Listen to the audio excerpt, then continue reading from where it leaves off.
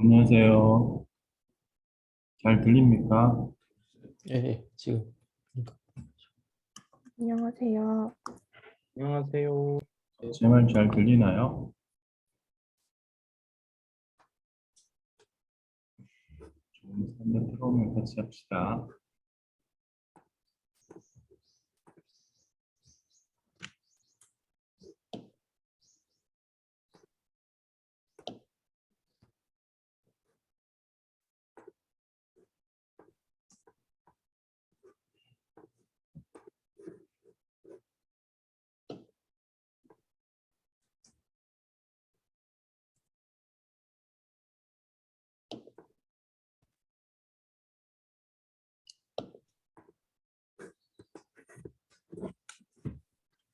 교수님 안녕하세요. 예, 방금 들어왔네. 예, 네. 예, 오늘 그 8명이라고 예, 했는데 잠시만요. 다 들어왔나? 그리고 한 분만 잠시만 민지쌤 들어왔고 잠시만요.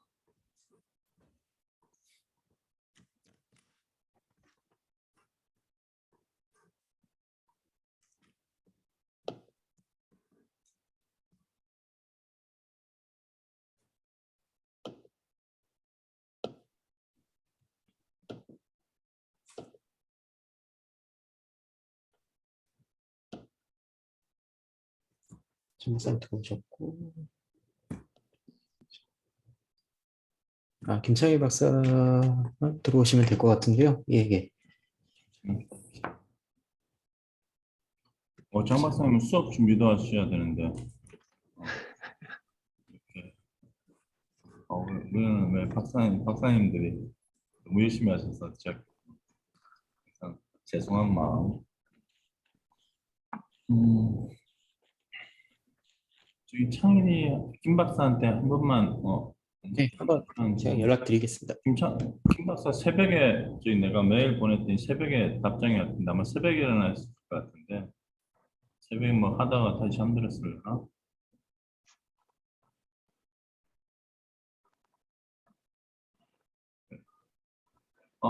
김 박사 들어왔다.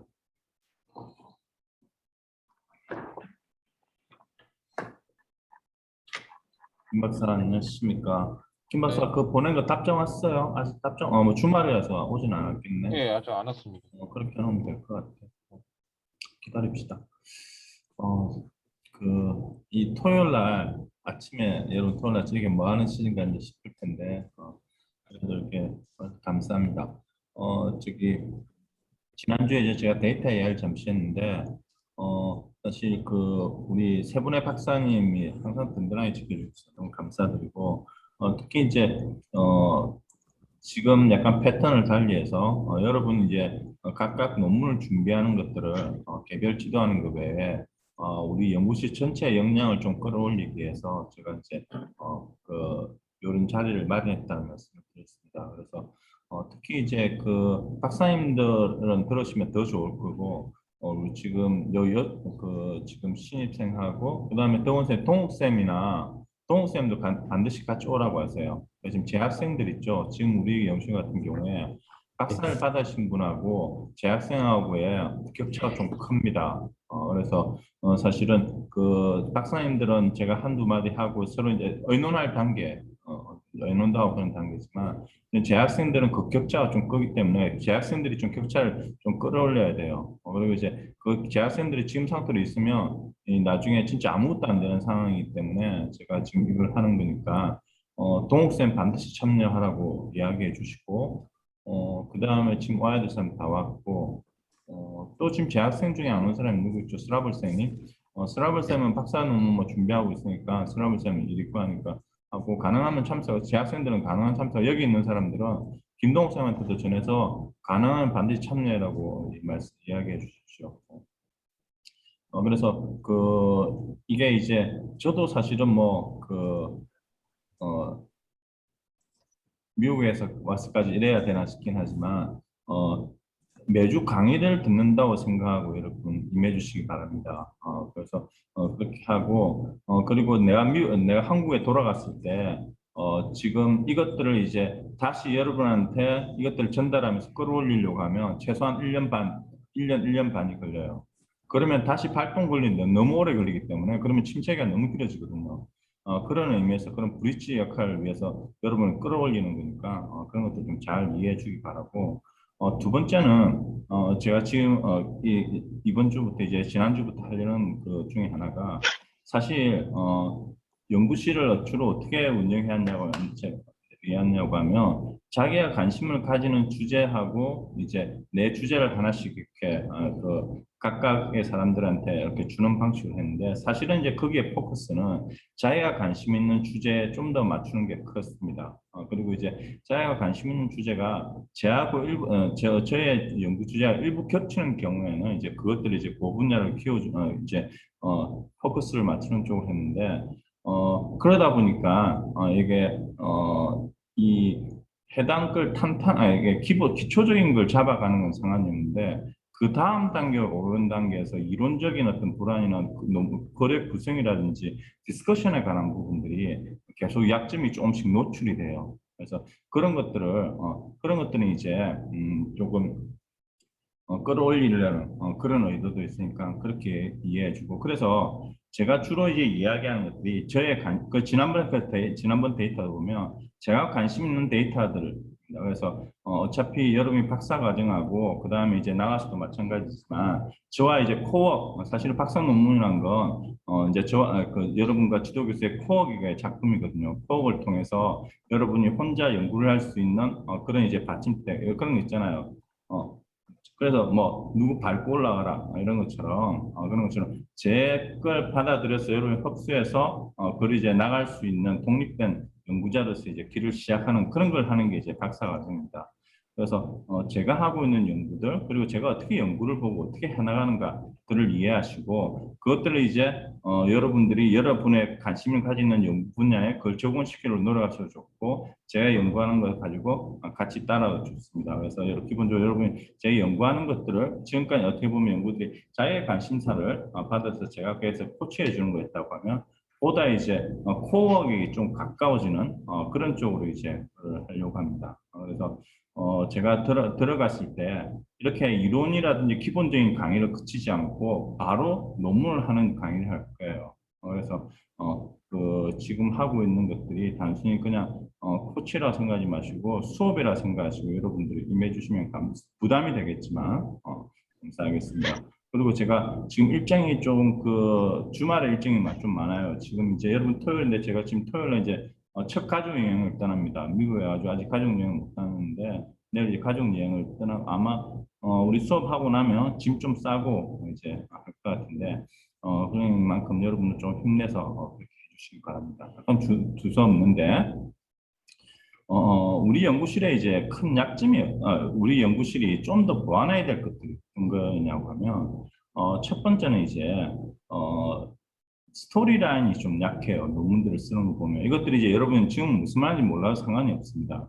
근데 여러분이 이제 지금 단순하게 초기 단계에는 단순히 이제 내가 독립변수 뭐 그것도 이제 조금 이따 하겠습니다만 아주 기초적인 연구에 관한 기본 세팅이 되지만 그것들이 좀 더 올라가면 어떻게 스토리라인을 만드는 게 중요한데 그 스토리라인을 여러분이 지금 조금씩 만들어가는 분도 있어요.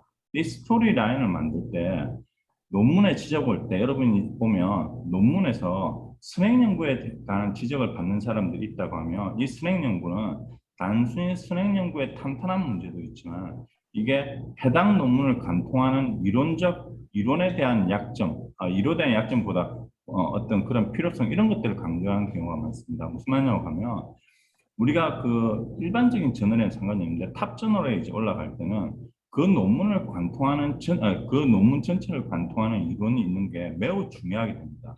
그게 스토리라인이 전체를 얽어가게 만들거든요. 그게 없을 경우에 그 이론 파트랑 연구가 따로 논다든지 이론이 약하든지 그래서 보면 내가 선행구를 엄청 많이 찾고 엄청 성실하고 엄청 많이 있는데 왜 자꾸 이론을 자꾸 건드리지? 라는 건 그 그 어떤 논문을 관통하는 이론이 좀 맞지 않다든지 그리고 아까 말씀드렸듯이 그 이론이 전체 논문을 관통하기에 좀 약하다 이런 것들이 있을 수 있습니다. 또 하나는 뭐냐고 하면 디스커션에 관한 부분입니다. 디스커션에 관한 부분은 이게 이제 그대로 맞다는 문제인데 디스커션이 약하다는 그 지적을 받거나 이게 너무 밋밋하다는 말을 들으면 이게 이건 이제 해당 부분에 대한 나의 지식이나 고민하고 전문성하고 관련이 있습니다. 뭐냐고 하면 해당 부분을 봐가지고 적어도 한 10년 정도 이걸 쭉 꾸준히 하면 해당 분야가 어떻게 돌아가고 어떤 것들이 중요하고 어떤 것들이 하며 이런 것들을 알 수 있지만 초기 단계는 그걸 잘 모르거든요. 이제 그게 공학하고 사회과의 가장 큰 차이점인데 공학은 분석과 파인딩에 있다고 하면 사회과학은 그거에 대한 디스커션과 그 임플리케이션을 찾는 게 핵심적이라고 볼 수 있습니다. 그것들이 이제 약하다 보니까 계속 이제 그렇기 위해서는 논문을 숙성시키는 게 필요합니다. 숙성시킨다는 게 오래나 된다는 게 아니고 리비전을 통해서 하게 됩니다. 그런 것들이 이제 매우 중요한 부분이고 또 하나는 그 디스커션이 약한 이유 중에 하나는 이론이 약하기 때문에 왜냐고 하면 처음에 이론은 디스커션하고 맞닿아 있습니다. 어떻게 보면 내가 그 논문에서 이야기하고 싶은 메인이 저기 내 티어리가 다 있거든요. 그런데 이 티어리가 약하면 디스커션에도 별 이야기할 게 없는 경우가 있습니다. 이제 그런 것들은 여러분이 이제 지금은 무슨 말인지 모르겠지만 제가 예를 들어가면서 뭐 그런 것들 하면서 할 기회가 이제 있을 겁니다. 그래서 제가 돌아갈 동안 뭐 16주는 넘고 좀 적어도 16주는 하겠죠. 그동안 이제 제가 여행을 가지 않는 토요일에는 가능하면 이제 하도록 할 테니까 그렇게 해주시고 오늘은 내용 나온 김에 이런 걸 좀 해보겠습니다. 제가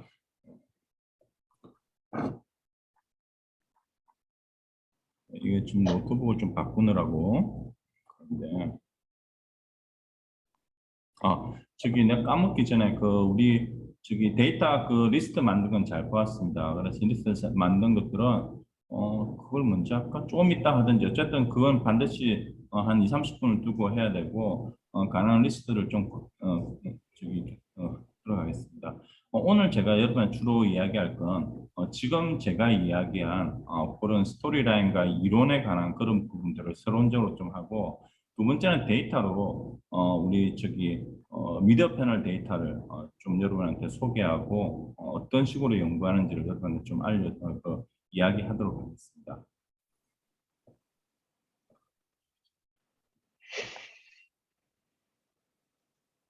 여러분 그 보이십니까? 그 우리 화이트보드 보이시죠? 예. 하얀 화면 말씀하시는 거죠?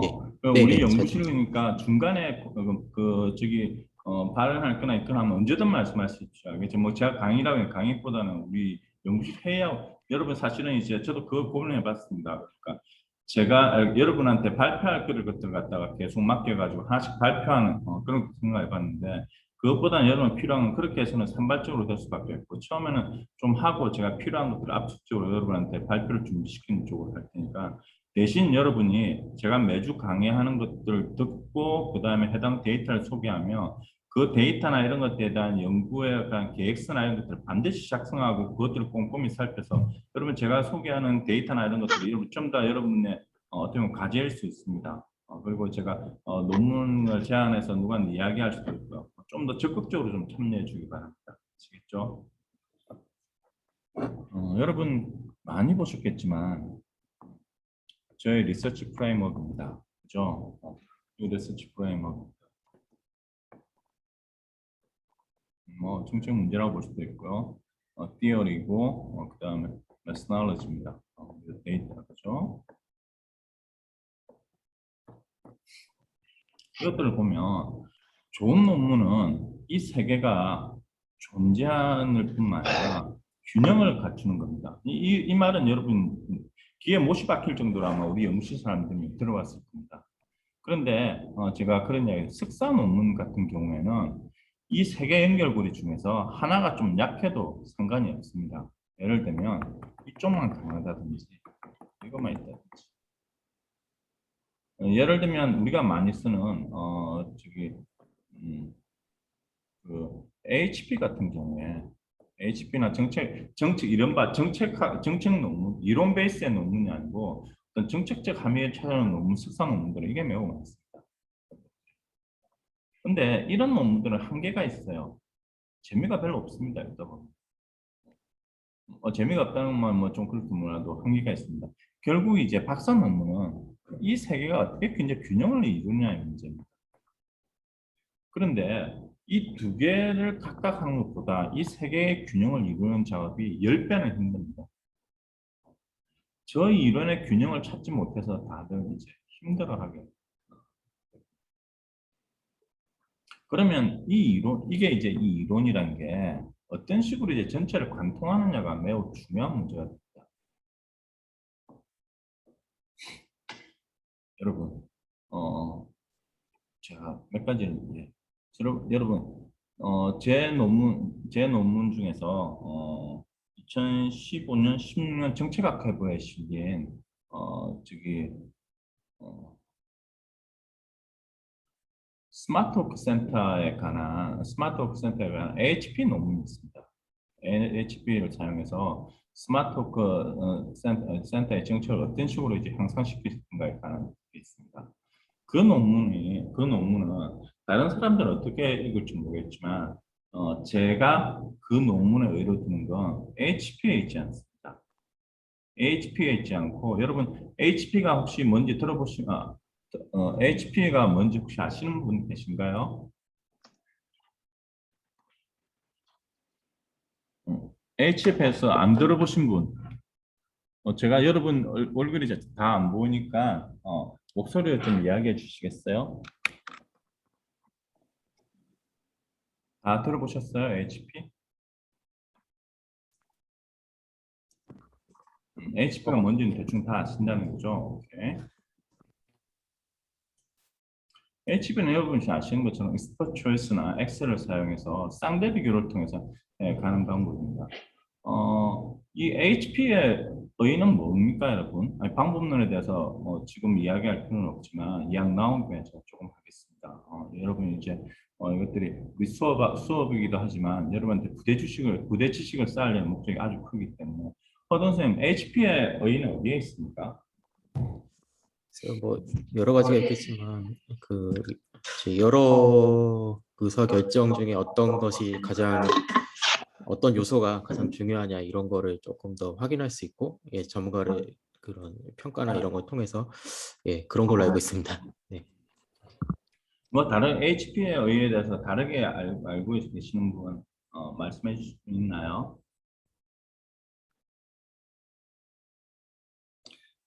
HP 방문론 중에서 HP만큼 많이 쓰는 게 없지만 HP만큼 욕을 많이 듣는 것도 없습니다.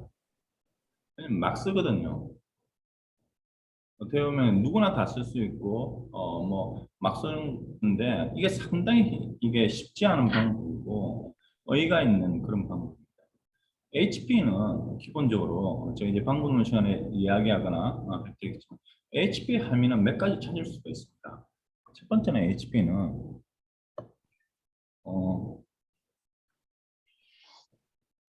HP는 여러분 HP를 이야기할 때 HP는 보통 뭐라고 불리나요? HP가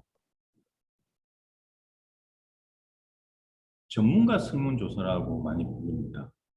이게 이제 주로 소수의 어떤 전문가들을 대상으로 해서 쌍대 비교를 통해서 이제 하는 그런 방식입니다. 제가 이제 그런데 이 HP 방식은 그래서 이제 AP 중에서 일반 국민들을 이렇게 대상으로 하는 일반 사람들 대상으로 하는 그런 HP도 존재는 합니다. 근데 이 HP라는 자체가 익스퍼트들의 의견을 통해서 의사 결정에 반영하기 위한 도구입니다. 그러다 보니까 이게 어떤 게 있냐고 하면 HP의 큰 특징은 방법 문제에 있어서 여러분 일반 서베이 중에 대표적인 게 뭐죠? 5포인트 리커트 척도입니다. 그죠? 이 5점 척도를 보면 5점 척도는 우리가 1부터 5점까지 이렇게 이제 답변을 하게 되어 있습니다. 답변을 하게 되어 있는데 여러분 만약에 내가 정책 의사결정을 하는 데서 뭐 한다고 합시다. 그럼 이제 이런 것들을 5점 척도로 해서 다 묻습니다. 여러분 이제 들어보신 분도 있겠지만 다시 한번 봅시다. 그런데 이 중에서 내가 어떤 정책에서 정책 우선순위를 정하려고 할 때 A 1번 정책, 2번 정책, 3번 정책을 다 이제 쭉 해서 묻는다고 합시다. 만약에 답이 이렇게 나왔습니다. 그러면 이 정책이 제일 중요하다고 5번 정책을 하면 됩니다. 근데 만약에 서베이를 했는데 답이 다 이렇게 나왔어요. 어느 정책을 먼저 해야 되죠? 무슨 말이냐고 하면 우리가 리커트 5점 척도는 어떤 거에 대한 그 객관적인 만족도라든지 이런 것도 해줄 수 있지만 순서를 나타내기 어렵습니다. 순위. 그래서 보면 많은 그 기관들의 서베이에서 어떤 걸 하냐고 하면 저 순서를 묻고 싶어서 5점 척도를 안 쓰고 어떻게 하죠? 한 10개 놓고 내가 많이 하는 거 순서를 매겨주세요 라고 합니다. 근데 여러분 한 10개에서 15개 정도 되는 그런 것들 놔두고 내가 순위를 매기라고 하면 못 매깁니다. 왜 우리는 인지적 한계라고 부르거든요. 3, 4개, 4, 5개를 넘어가면 에이 안 해 하고 맙니다. 실제로 HP를 저한테 와도 그걸 순서를 매긴다기보다는 나 순서를 정해놓고 이제 하는 경우도 많은 그런 경우인데 어쨌든 그렇다고 하면 두 번째는 그러면 내가 만약에 10개 아이템 1번부터 10번까지 아이템이 있어요. 그래서 내가 쓰라고 하니까 마지못해 씁니다. 7번, 4번, 3번, 6번, 2번 뭐 이런 식으로 썼습니다. 썼는데 여러분 이런 경우가 있습니다. 이렇게 순서를 그래서 이거는 이제 우리가 5점 리커트 척도 일반 스베이 척도라고 하면 이거는 이제 순서형 설문입니다. 이게 이제 리커트 스베이 리커트 이건 이제 순서형 설문입니다. 순서형 설문이 되는데 이 순서형 설문의 약점은 뭘까요, 여러분? 아까 우리 5점 척도는 이런 식으로 표시해 줄 수 있지만 내가 그것들이 다 5점이거나 똑같은 점수일 때 해줄 수 없는 약점이 있습니다. 물론 이제 5 뭐 이런 것들 약점도 있지만 순서를 할 때는 어떤 약점이 있나요? 순서의 경우에는 여러분 이런 경우가 있습니다. 여러분 우리가 내가 10개를 하라고 했는데 순서를 매겼는데 가끔 보면 하나의 어떤 요인이 압도적인 게 중요한 경우가 있습니다. 나머지 9개는 다 고만고만한 것들이에요. 근데 여러분 우리가 이렇게 순서를 먹여놓으면 어떻게 보이죠? 이게 순서는 있지만 어느 게 가장 얼만큼 좀 더 중요한가? 우리가 뭐 가중치라고 볼 수 있는데 이게 뭐라고 부르냐고 하면 정도를 나타낼 수 있습니다. 이 5점 척도 같은 경우에 이렇게 이제 나타내면 만약에 매겨지면 정도를 할 수 있죠. 근데 그래서 이 서베 우리가 하는 HP는 저러한 어떤 우리가 뭐죠? 0부터 1에서 모든 게 존재한다는 게 우리가 한참 이론적으로 공학 쪽에서 많이 나오던 게 뭐죠? HP하고 우리 Q 방법론에서처럼 0부터 1 사이 모든 게 촘촘하게 있다는 것 같아요. 케어트 띄어라고 엄청 많이 그쪽에 이제 영향을 받아가지고 그래서 HP는 양적 연구가 아니고 질적 연구입니다. 질적 연구의 도구로서 되고 그래서 쌍대 비교를 통해서 순서와 그 정도를 동시에 볼 수 있다는 장점이 아주 큰 장점입니다. 그리고 이제 전문가들의 어떤 의견을 반영한다는 거. 그래서 원래 전문가 한 명만 있어도 엄청 이제 우리가 여러분이 논문 모를 때 저한테 묻죠. 저 같은 사람이 10사람이 있어서 여러분한테 어떤 것들 할 수 있다고 하면 훨씬 더 많은 걸 얻을 수도 있는 겁니다. 그런 게 이제 있는 건데 우리가 이제 HC 방법론에 가는 걸 이제 이해하려는 거 아니라서 그래서 HP 같은 경우에는 우리가 이제 뭐 HP를 하려는 그런 여러분 이제 그래서 HP는 두 번째는 여러분 이런 방법론적인 측면에서 HP는 순서하고 정도를 동시에 볼 수 있다는 장점이 매우 큽니다. 그래서 제대로 그래서 이 HP를 보기 위해서 두 번째는 두 번째는 이 HP는 정책학적으로 보면 기획론에서의 매우 중요한 파트를 차지하고 있습니다. 여러분이 이제 뭐 그냥 정책학은 사실 여러분이 아시는 것처럼 크게 두 파트로 되어 있습니다. 하나는 정책을 이해하기 위한 지식, 하나는 정책을 위한 지식입니다. 그죠? 그래서 정책을 이야기한 지식이 여러분 뭐라고 했죠? 기억나시나요? 정책 과정론 파트입니다. 정책 과정론은 매우 중요합니다. 정책을 잘 이해하고 그걸 통해 함의를 얻게 됩니다. 정책을 위한 지식은 정책 분석론입니다. 그래서 정책학은 크게 두 개의 파트로 이어져 있습니다. 여러분 행정학은 세부 학문이 밑에 분야가 어떻게 이루어졌나요? 행정학은 민지쌤 행정하겠죠. 행정학의 하부 카테고리는 뭐가 있습니까? 인사, 재무, 조직론. 성한쌤은 경영하겠죠. 똑같죠, 그죠? 그러면 행정하고 경영학 차이가 뭡니까? 공공하고 민간을 다루는 이 공공하고 민간의 차이라는 게 엄청 큽니다. 공공하고 민간의 차이를 그런데 이제 우리가 논문을 쓰는데 정책학 논문을 쓰는데 경영학의 걸 그냥 쓴다든지 민간의 걸 그냥 쓰면 행정하고 안 맞는 부분들이 많습니다. 그래서 행정 부분의 특징을 어떻게 이끌어낼까가 정책학 논문에서 어떤 경영하고 유사한 쪽에서 매우 핵심이 됩니다. 그런 것처럼 정책학의 세부 분과는 정책 과정론과 정책 분석론으로 되어 있습니다. 근데 이 정책 과정론과 정책 분석론으로 되어 있는데 또 하나의 정책을 보는 관점이 홀리스틱한 관점입니다. 모든 정책은 홀리스틱이 이제 여러분 홀리스틱이 어떤 거냐고 인간으로 치면 태어나서 죽는까지의 과정은 모든 사람들이 다 가지고 있죠. 태어나서 성장하고 나이 들고 죽음에 이르는 과정은 모든 사람이 다 가지고 있습니다. 똑같이 정책을 홀리스틱한 관점에서 봤을 때 동일합니다. 정책은 내가 정책 이슈에서 정책 결정이 되고 집행이 되고 평가하고 판례하는 이런 식으로 되어 있습니다. 그 중에 우리가 정책을 만드는 그걸 우리가 정책 형성론이라고 부르기도 하고 정책 결정론이라고 부르기도 하는데 정책을 형성하는 쪽에서 보면 정책 형성은 기획에서부터 시작합니다.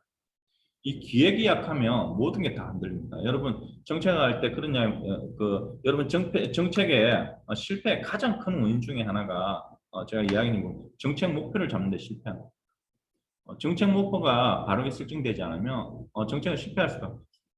이게 기획론과 관련된 건데 기획론을 하는 여러분 어떤 직장에서 어떤 기획을 해라고 할 때 그냥 하는데 이 기획론에 쓰이는 방법론들이 대표적인 게 SWOT 기법, AHP, 정책 델파이, 그 다음에 우리 시나리오 기법 이런 것들입니다. 여러분들은 보면 여러분 다 들어보셨을 거예요. SWOT도 그렇고 HP도 그렇고 시나리오 기법도 그렇고 델파이도 그렇고 Q도 그렇고 다 들어봤겠지만 제대로 사용한 사람이 별로 없습니다. 특히 SWOT 같은 경우가 대표적인 SWOT을 막 써요. SWOT을 막 쓰지 않습니다. 그래서 이제 그런 것들이 이제 기획론에서 배우게 되겠지만 그런 기획의 어떤 기획론의 이론의 방법론 중에서 강한 것 중에 하나죠. HP. 마지막으로 HPS의 이론입니다. HPS 이론이라는 게 무슨 말이지? 라는 생각이 들 겁니다. HP 논문을 저한테 HP 논문이 정말 많이 옵니다. 뭐 다른 논문도 많이 오지만 보아하지만 이 HP 논문이 좋은 논문을 잘 못 봅니다. 그래서 하는 이유 중에 하나가 HP나 Q 같은 게 대표적으로 이제 뽑아낼 수 있는 논문들인데 그렇게 막 초심자거나 아주 좋은 주제가 아니면 최근에는 뭐 소소하게 바라봅니다. 보는데 저 이론이라는 게 들어가는 게 왜 중요하다는 이야기를 하냐고 하면 HP에서 제일 중요한 게 뭐냐라고 저한테 물으면 HP의 구조도입니다. 우리가 쌍대 비교를 하기 위해서 그 HP의 구조도를 만들게 됩니다. 여러분 많이 보셨을 거예요. 이제 교과서나 이런 데서는 뭐 이런 식으로 나가죠. 여기에 뭐 이렇게 계층도라고 봅니다. HP는 뭐의 약자인지 아시죠? Analytic Hypothesis Process입니다. Hypothetic. 그러니까 hierarchy요. 이게 계층 구조도가 있는 겁니다. 계층 구조도가 있는. 이 분석이거든요. 그래서 이 계층도를 만드는 게 제일 중요합니다.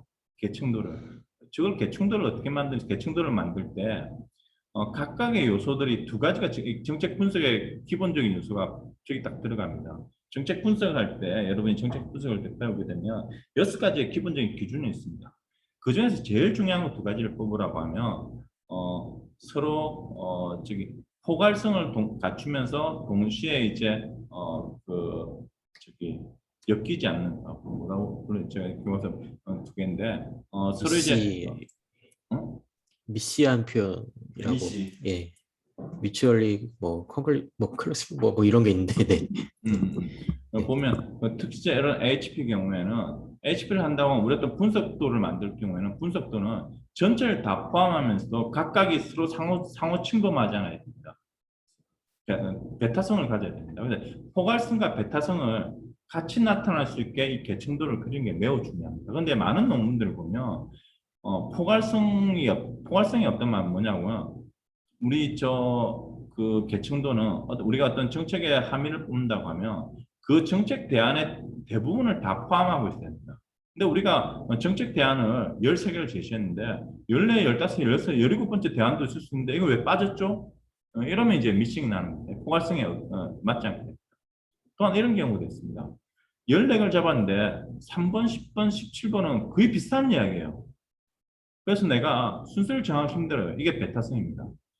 근데 제 HP 체계도는 베타성과 포괄성을 동시에 가지는 작업이 매우 중요하고 우리가 정책 분석을 할 때 6가지 요건 중에서 베타성과 포괄성을 동시에 갖추는 게 매우 중요합니다. 저게 정책할 때 우리가 가장 처음에 배우는 계층도를 만들고 분석도를 만들 때 가장 많이 연습하는 건데 가장 쉬운 건데 가장 틀리기 쉽습니다. 그리고 저것들을 가지고 우리가 일종의 그 개념들을 잡아내거든지 분류표를 잡아내는 그런 작업을 합니다. 근데 그 이야기를 하는 건 아니고 저 계층도를 잡아낼 때 중요한 것 중에 하나가 뭐냐고 하면 근데 저 계층도 잡아낼 때 보면 대부분의 논문들이 어떤 식으로 2가지 방식으로 잡아냅니다. 첫 번째는 바텀업 방식으로 대부분 다 쳐냅니다. 뭐냐고 하면 바텀업 방식으로 해당 A라는 정책들에 쭉 살펴봤더니 이러이러한 정책들이 있습니다. 이런 식으로 해서 그걸 만들어내는 이제 바텀업 방식으로 정책에 관한 이 계층도를 만들어내는 것입니다. 두 번째 방식이 없으면 첫 번째 계속 낙할 수밖에 없어요. 그래서 2번째 걸 잡아가지고 첫 번째로 단어를 올려서 앞으로 묶는 작업을 합니다. 그게 이제 정책 분석의 이제 가장 기본적인 거죠. 근데 저걸 할 때 바텀업이 아니고 탑다운이 되게 하려고 하면 저 탑다운에 이론이 있어야 됩니다. 저 이론이 있으면 HP도 재밌어질 수 있습니다.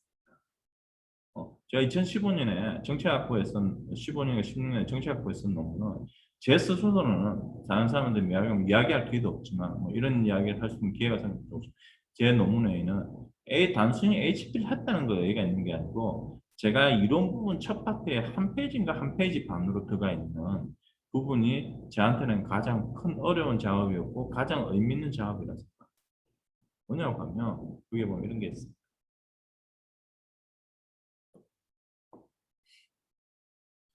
여러분 제가 지금도 마찬가지고 제가 이제 연구를 할 때 정책 리서치 트라이앵글 이렇게 쓴다고 했잖아요. 이제 제가 스스로 고민하고 이제 만들어낸 것들이고 여러분도 이제 여러분 각자의 어떤 것들을 디벨롭 시킬 겁니다. 또 하나 제가 정책의 그래서 지금도 두 번째 제가 IT 정책을 보는 뷰 포인트 제 프레임워크가 존재합니다. 이 프레임워크가 뭐냐고 지금도 요즘 미국 와서 계속 그 프레임워크를 갖다가 디벨롭 시키고 임프루브 시키려고 계속 이제 틈만 나면 그걸 노트를 하고 있는데 아시겠지만 제가 IT 정책을 보는 건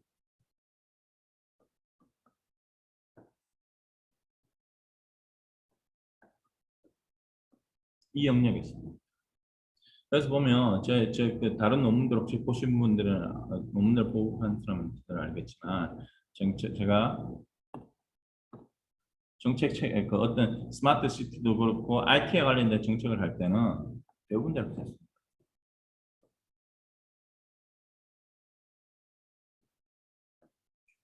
기술 인프라, 정책 인프라, 인식, 문화적 인프라 이렇게 잡습니다. 이게 사실은 이제 기술 부분은 시장에서 온 거고요. 이건 이제 정부 쪽에서 이거는 이제 시민이나 시민사회 쪽에서 사회 이론과 사회성. 제가 IT 정책을 갖다 분류할 때 여러분 허동훈 쌤 그 NI에 있으니까 IT 정책이 뭡니까? 허동훈 쌤? IT 정책이 뭐예요?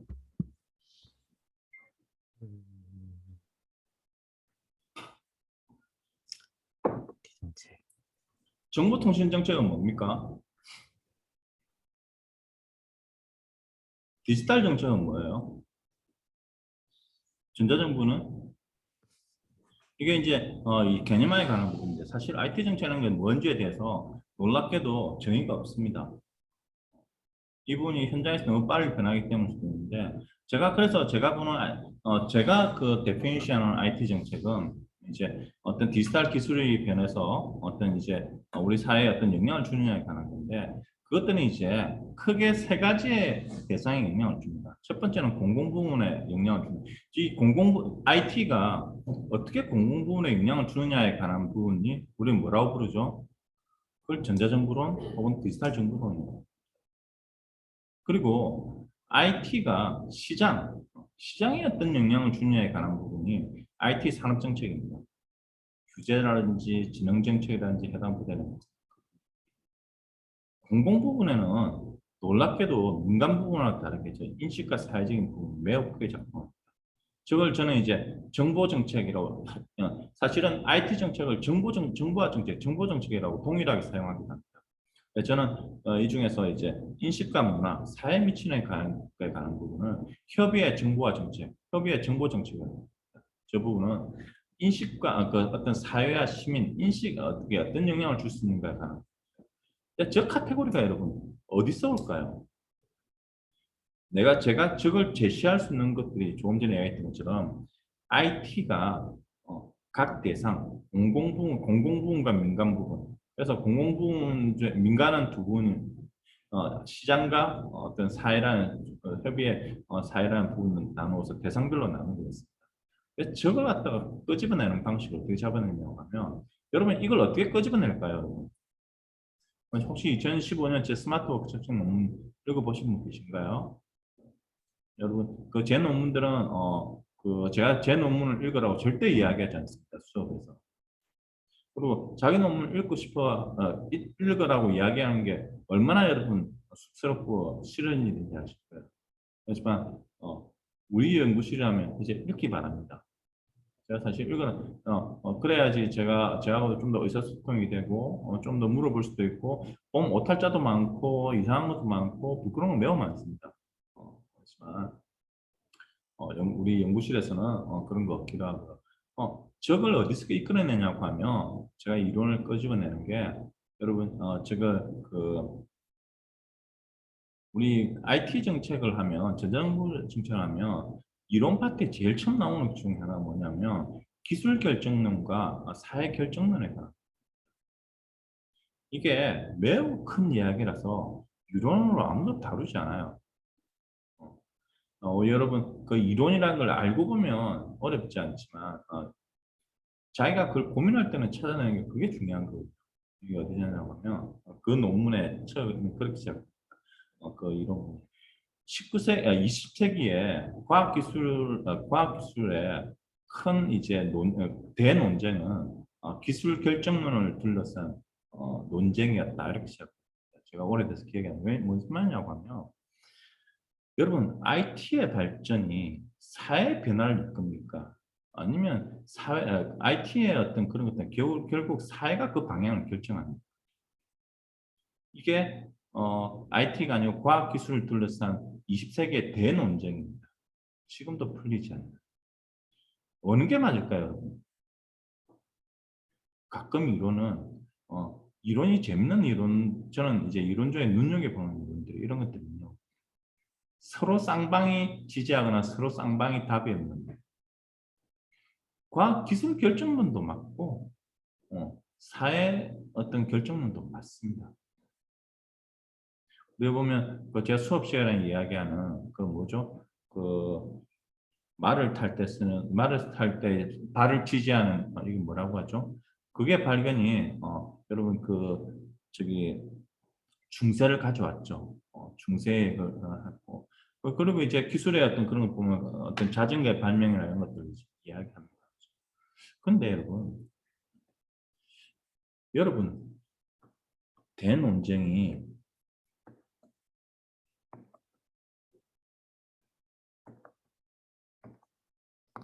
이 두 개의 관계입니다. 여러분 지역과 관련돼서 사역에서 매우 많이 다른 것 중에 하나가 컬처럴입니다.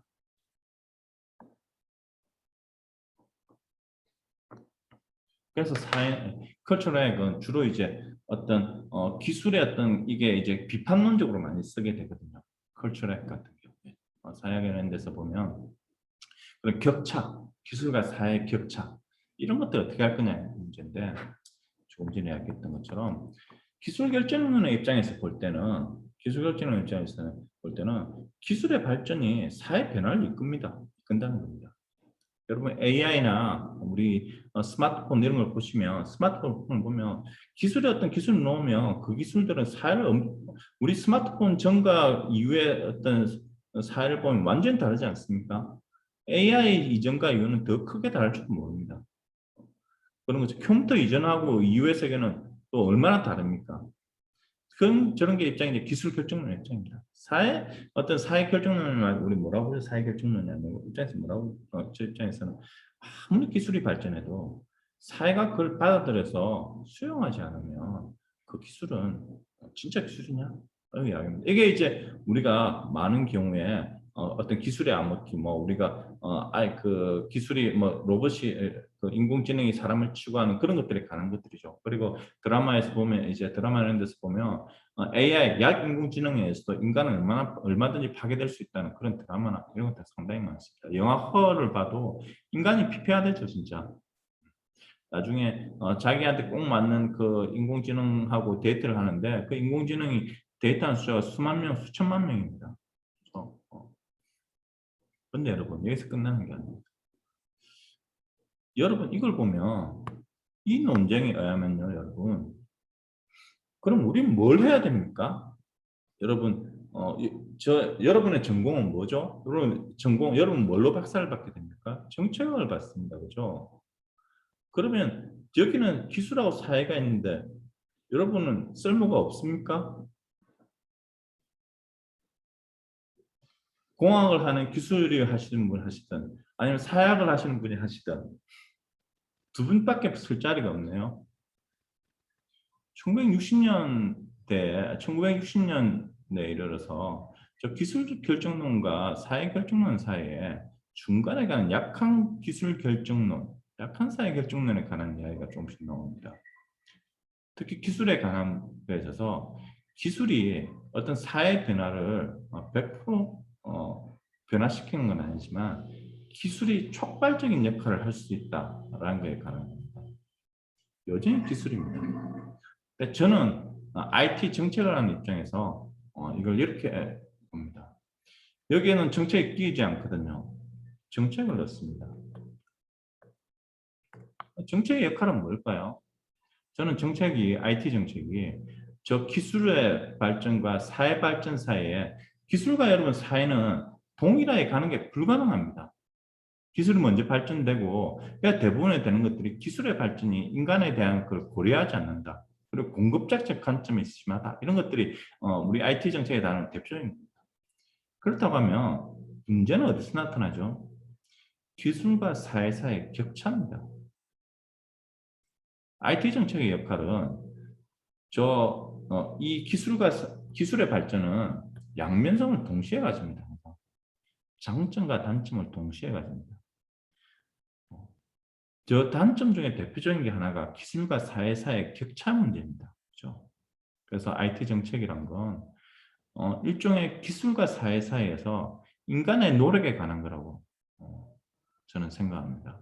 그래서 IT 정책은 기술의 발전과 사회 수용 사이의 어떤 괴리의 문제들을 인간이 어떻게 해서 이것들을 줄여나가고 기술의 장점을 좀 더 살려나가고 단점은 좀 더 줄일 수 있을까에 관한 어떤 인간의 노력에 관한 부분이 정책이라고 생각합니다.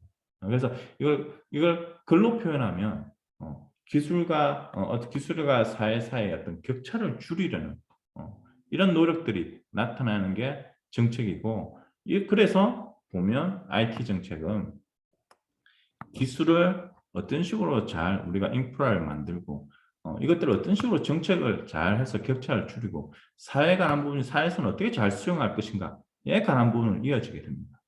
그래서 제가 항상 IT 정책에 대한 카테고리를 쓰고 제 연구를 소개하고 할 때는 이 세 개의 카테고리를 쓰는데 이 세 개의 카테고리를 나오는 게 이러한 이론적 배경에서 나옵니다.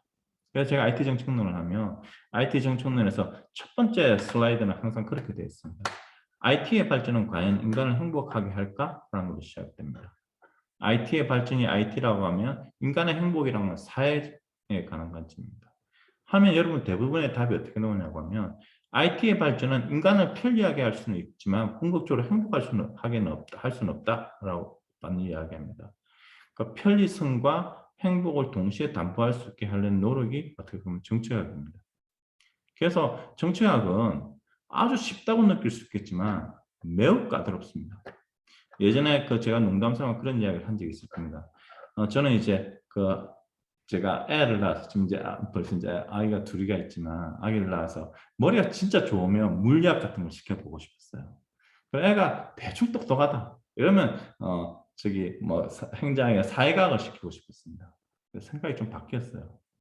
이게 어떤 논리를 끊임없이 쫓는 것들은 어떤 자연과학이나 이런 쪽이 많을지 모르겠지만 동시에 어떤 복합적인 것들을 생각하고 동시에 고려하고 해야 되는 것들은 그에 못지않은 다른 천재성이 필요한 부분이 있는 것 같습니다. 그래서 그래서 아까 이야기했던 것처럼 HP를 만들어서 어떤 IT 정책에 관한 것들을 해나갈 때 이런 이론 부분을 입히는 겁니다. 그럼 아까 봤던 여기에서 이것들이 IT 정책의 어떤 현안입니다. 예를 들면 AI 정책이라고 봅시다. 그럼 방법론은 뭐라고요? HP입니다. 그렇죠? 이론은 뭐라고요? 기술과 사회, 정책, 기술 결정, 기술, 사회, 결정. 이런 식으로 내 전체를 관통하는 연구의 이론을 집어넣는 겁니다. 그럼 스토리라인이 훨씬 더 풍성해져요. 그럼 나중에 우리가 결론을 낼 때 HP를 그냥 하면 어떻게 되죠? 1, 2, 3, 4, 5, 6, 7순입니다 라고 되어 있지만 이 앞에 이론이 이렇게 들어간다고 하면 기술적 관점에서 등록이 되지만 어떤 사회적 관점에서 이런 것들이 어떻게 돼야 된다는 것들이 이론을 바탕으로 해서 스토리라인을 만들어나기 편해집니다. 그래서 여러분 그게 이런 식으로 만들어 나갈 수도 있고 한두 개 정도 더 말씀드리겠습니다. 좀 힘드실 텐데 화장실 다녀오시고 여러분이 또 수업이 있고 하기 때문에 제가 좀 해야 될 것들이 많기 때문에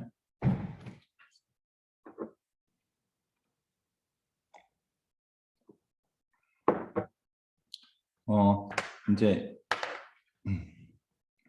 이 논문은 이제 이것만 소개하고 우리 연구 실습 시간에는 더 이상 소개는 안 할 겁니다. 워낙 많이 해서. 여러분, 제 2017년에 실린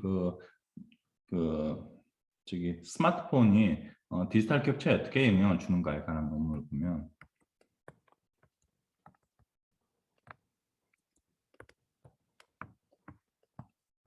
스마트폰이 디지털 격차에 어떤 영향을 주는가에 관한 거에서 여러분 이론을 어떻게 잡아내겠습니까? 전체를 관통하는 이론을.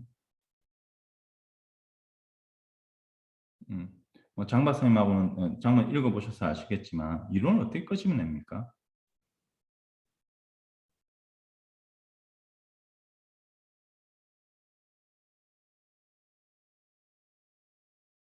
이론을 어떻게 끄집어낼까요? 여러분 새로운 테크놀로지의 발전은 어떤 격차를 심화시킵니까? 아니면 줄어들게 합니까? 여러분 어떻게 생각하세요? 놀랍게도 우리 이제 교과서에 놓습니다. 여러분 다 배웠어요. 기술 격차 확대론이 있고 기술 격차 이 성숙론 혹은 이제 감소론이 있습니다. 어떤 새로운 기술의 발전은 그 하나의 이론에 따르면 새로운 기술의 발전은 점점 더 격차를 크게 한다는 겁니다. 여러분 보면 스마트폰이 나왔습니다. 그럼 기술 격차가 엄청 커지는 거죠. 근데 여러분 이런 일도 있습니다. 기술 격차 어떤 축소론에 따르면 처음에는 커질지 모르지만 좀 지나면 그 기술의 격차, 그 격차는 점점 더 줄어든다는 겁니다. 두 개 다 맞아요, 그죠? 그런데 기술 격차론의 확대론을 이야기하는 사람들은 줄어들만 하면 또 새로운 기술을 넣는다 이야기합니다. 그래서 우리가 보면 기술 격차 축소론과 확대론 둘 다 지지를 받습니다. 어떻게 하라고? 세상에 그런 게 없으면 니도 옳고 나도 옳고.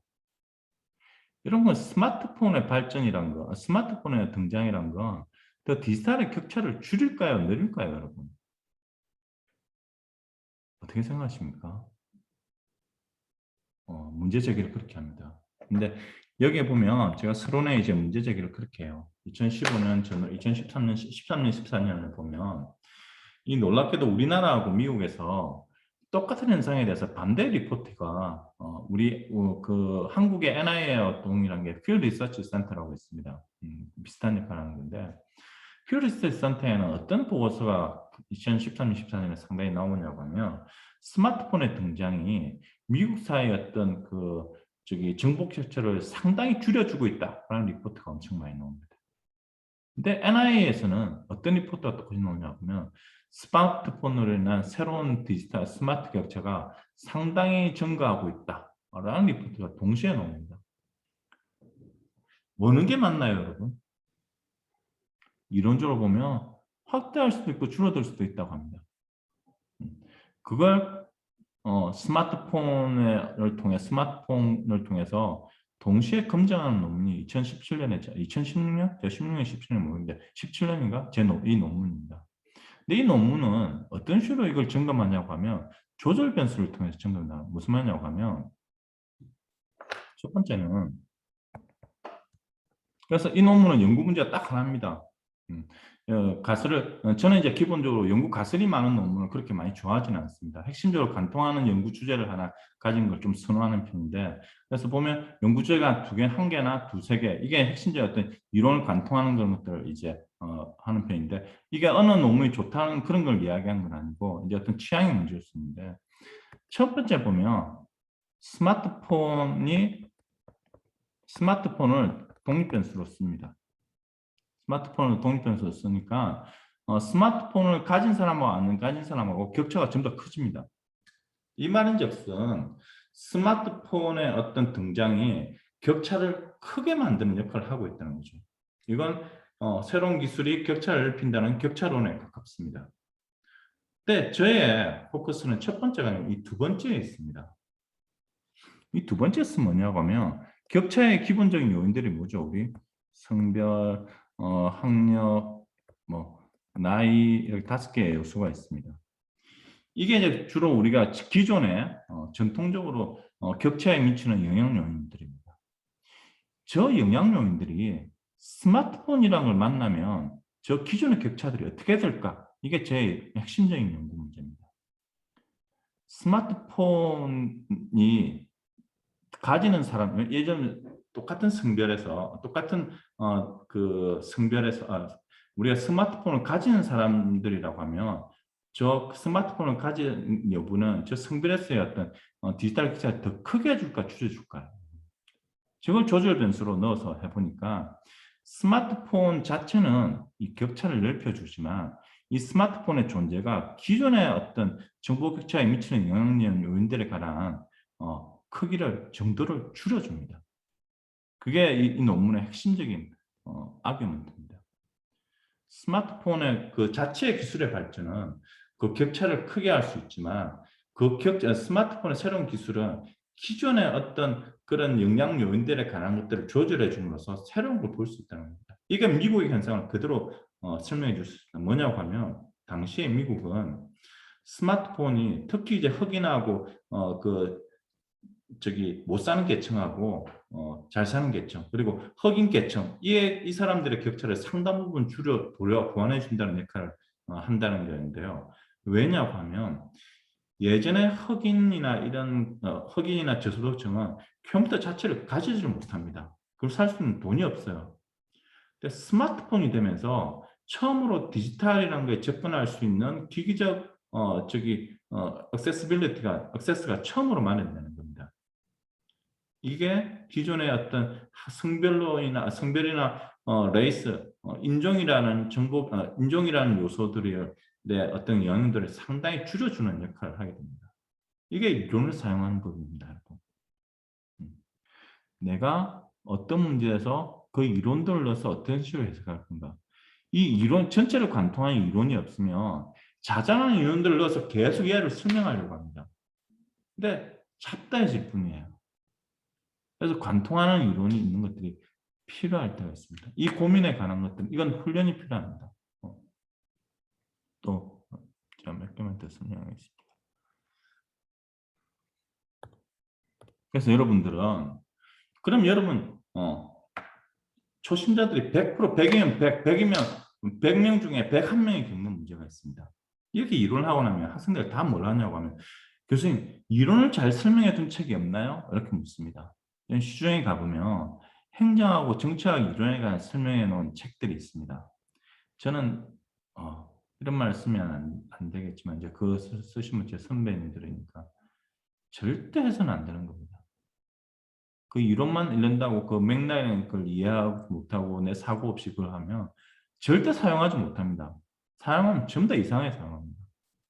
이론은 여러분 고민에서 시작합니다. 그리고 교과서 있죠. 남궁 교수님 책이나 이런 이론 쪽에서 제가 이야기한 모든 것들이 다 나와 있습니다. 그리고 전자정보로는 기본적인 책이 다 나와 있습니다. 이 이론을 어떻게 내가 쓸까에 관한 고민들이 중요한 거지 그 이론 자체보다는 훨씬 더 중요한 거예요. 제가 미국 가서 한 2, 3주간 그 후배가 이제 좀 급한 일이 있어 박사 논문을 준비하는데 그래서 제가 한 2, 3주간 이야기하면서 한번 하면서 이걸 잡아주죠. 어떻게 나오면 여러분 쓰레기 음식물 쓰레기 있죠. 음식물 쓰레기.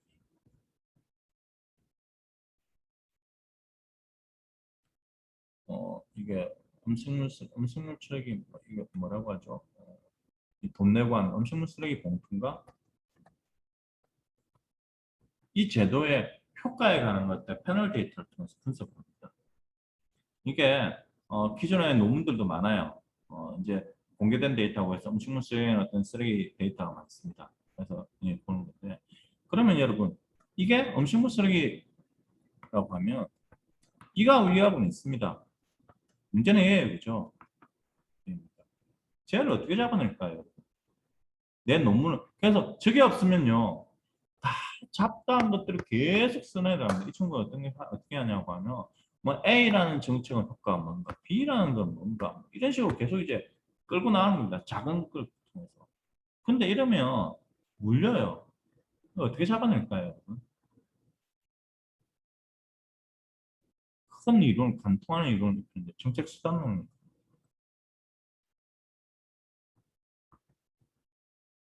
정책 수단론을 해서 스토리라는 어떻게 만드냐고 이렇게 나옵니다.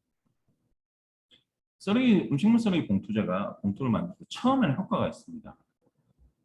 근데 시간이 지나면서 사람들이 귀찮아하고 효과가 없어요. 그래서 보면 4, 5년이 지나고 나면 음식물 쓰레기 봉투제 다시 늘어납니다. 그래서 뭘 하냐고 하면 쓰레기 봉투 값을 올립니다. 잠시 또 효과가 있습니다. 뭐 그 다음에 우리 태그 같은 전자 태그 하면 잠시 있다가 없고 합니다. 저게 이제 정책 수단론에 관한 겁니다. 정책 수단은 시간에 지나면서 어떻게 보면 정책 수단론이란 건 정책의 유형에 따라서 정책 수단은 정해집니다. 정책 유형에 따라서 정책 수단이 어떻게 만들어지고 저 정책 유형에 따른 그 쓰레기 종량제라고 하는 저런 정책 유형에 있어서 정책 수단은 어떤 것들을 갖출 수 있고 정책 수단은 한 10여 년에 걸쳐서 어떤 식으로 변해왔고 저것들을 어떤 식으로 해서 시간의 어떤 변화에 따른 그런 정책 수단의 감소를 어떤 식으로 보완해 갈 것인가 라는 스토리라는 겁니다. 그러면 음식물 쓰레기의 정책에서 어떤 정책 수단의 진화와 어떤 변동에 관한 이론을 넣어주고 있습니다. 그래서 보면 여러분이 계속 작은 이론을 하게 되면 계속 이제 막힙니다. 지금 제가 이제 쓰고 있는 미국 와서 쓰려고 하는 논문입니다. 그 동원생은 아시겠지만 전자정부에 관한 그 실태조사 같은 경우에 전자정부 실태조사는 매우 진짜 그 욕도 많이 들은 문제 고칠 수 없는. 왜냐고 하면 전부 다 그 세네 개 주고 많이 쓰는 거 세 개 다 파괴하고 우리가 어떤 변수로 측정하기에 너무 힘든 문항들이 많습니다. 지금 이제 시도하는 게 이런 거예요. 제가 지난 시간에 잠시 이야기했지만 그렇다면 이걸 얘를 어떻게 사용하면 될까? 이제 두 개를 하려고 합니다. 우리 지난번에 이야기했던 것처럼 변화, 다이나믹을 보는 거예요. 전자정부 서비스가 2012년부터 20년까지 데이터가 있으면 어떻게 변해왔나 이걸 보는 겁니다. 그렇죠? 어떻게 변화했나 보는데 어떻게 변화했나 보는데 그냥 얘가 전자정부 서비스가 어떻게 변해왔나는 밋밋합니다. 여러분 이렇게 밋밋하죠? 잘 발전해 왔겠지. 마이너하게 들어갈 수 있는 게 이런 겁니다. 예를 들면 전자정부가 PC 중심에서 모바일 중심으로 어떤 것들이 이제 변화하는 이게 이제 17년, 18년이 되면서 전자정부 서비스 형태가 어떤 식으로 변하는가 보는 게 마이너한 겁니다. 여러분 그 데이터를 좀 자세히 보면 이 설문의 특징이 하나 있습니다. 이 전자정부 실태조사인데요. 전자정부 실태조사인데 얘들 보면 전부 다 뭘 다루고 있냐고 하면 이용자의 행태를 다루고 있습니다. 비행기. 전자정보가 어떻게 제공되고 있냐에 관한 그라이프보다는 전자정보가 어떻게 제공되고 있냐보다 이용자들한테 이 전자정보 서비스를 어떻게 이용하고 있습니까라고 하는 행태를 묻는 것들이 대부분에 관한 것들입니다. 그래서 이 설문의 특징 중에 하나가 행태에 관한 겁니다. 행태를 잘 볼 수 있는. 그렇다고 하면 조금 바꿉니다. 우리가 2012년부터 한국에서 전자정부의 이용 형태가 어떻게 변해왔는가 시간을 넣어서 여러분 이용 형태가 어떻게 변해왔는가 이건 있습니다. 그죠? 그럼 얘를 꿰뚫는 것 같다가 이론을 어떤 식으로 말을 하느냐 이게 다시 문제가 남습니다. 어떻게 해야 될까요? 그걸 하기 위해서 여기에 주목합니다.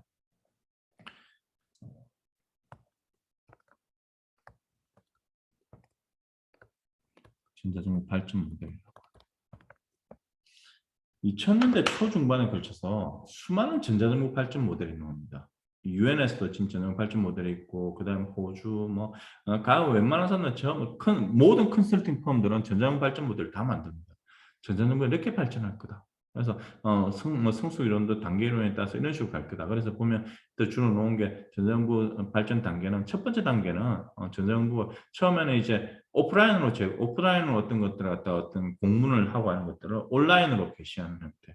두 번째 가면 이제 서로 일방적인 이제 온라인으로 보여주는 형태에서 온라인으로 어떤 의견을 주고받는 상태. 그 다음에 이제 결제를 하는 트랜잭션이 이루어지는 상태. 이런 식으로 이제 갑니다. 근데 여러분, 이 전자정부 발전 모델에 관한 것들은 컨설팅하면서 엄청나게 많이 다릅니다. 그리고 이건 주로 공급자적 관점이었습니다. 어떤 식으로 공급할 거다. 근데 이 전자정부 발전 모델은 그 위에 지금 거의 변동이 없습니다. 그게 안 해요, 지금은. 근데 이 전자정부 발전 모델을 가지고 어떤 식으로 하면 두 가지의 포커스를 잡습니다. 첫 번째는 전자정부 발전 모델은 공급자 중심에 전자정부가 어떤 식으로 서비스를 공급하는 게 발전해 갈 것인가에 관합니다. 그런데 실제로 이용자들이 어떤 식으로 전자정부를 해결해 가는가, 사용해 가는가라고 하는 관점에서 전자정부의 발전 모델을 테스트할 수 있는 그런 수단 이야기했죠. 2000년대 초반에 만들어서 이 모델은 개념적 모델이지 행태에 관한 모델이 아닙니다. 그래서 우리나라 예를 들어서 이게 1단계부터 세지는 않겠지만 한 7, 8년에 걸쳐서 전자정부 발전 모델을 검증할 수 있는 그런 모델입니다. 또 하나 아까 봤던 전자정부의 발전 모델은 공급자적인 관점에서 되는 건데 여기서는 이제 어떤 수용자적 관점을 넣어서 참여나 이런 문제를 갖다 냈습니다. 그래서 전자정부 발전 모델에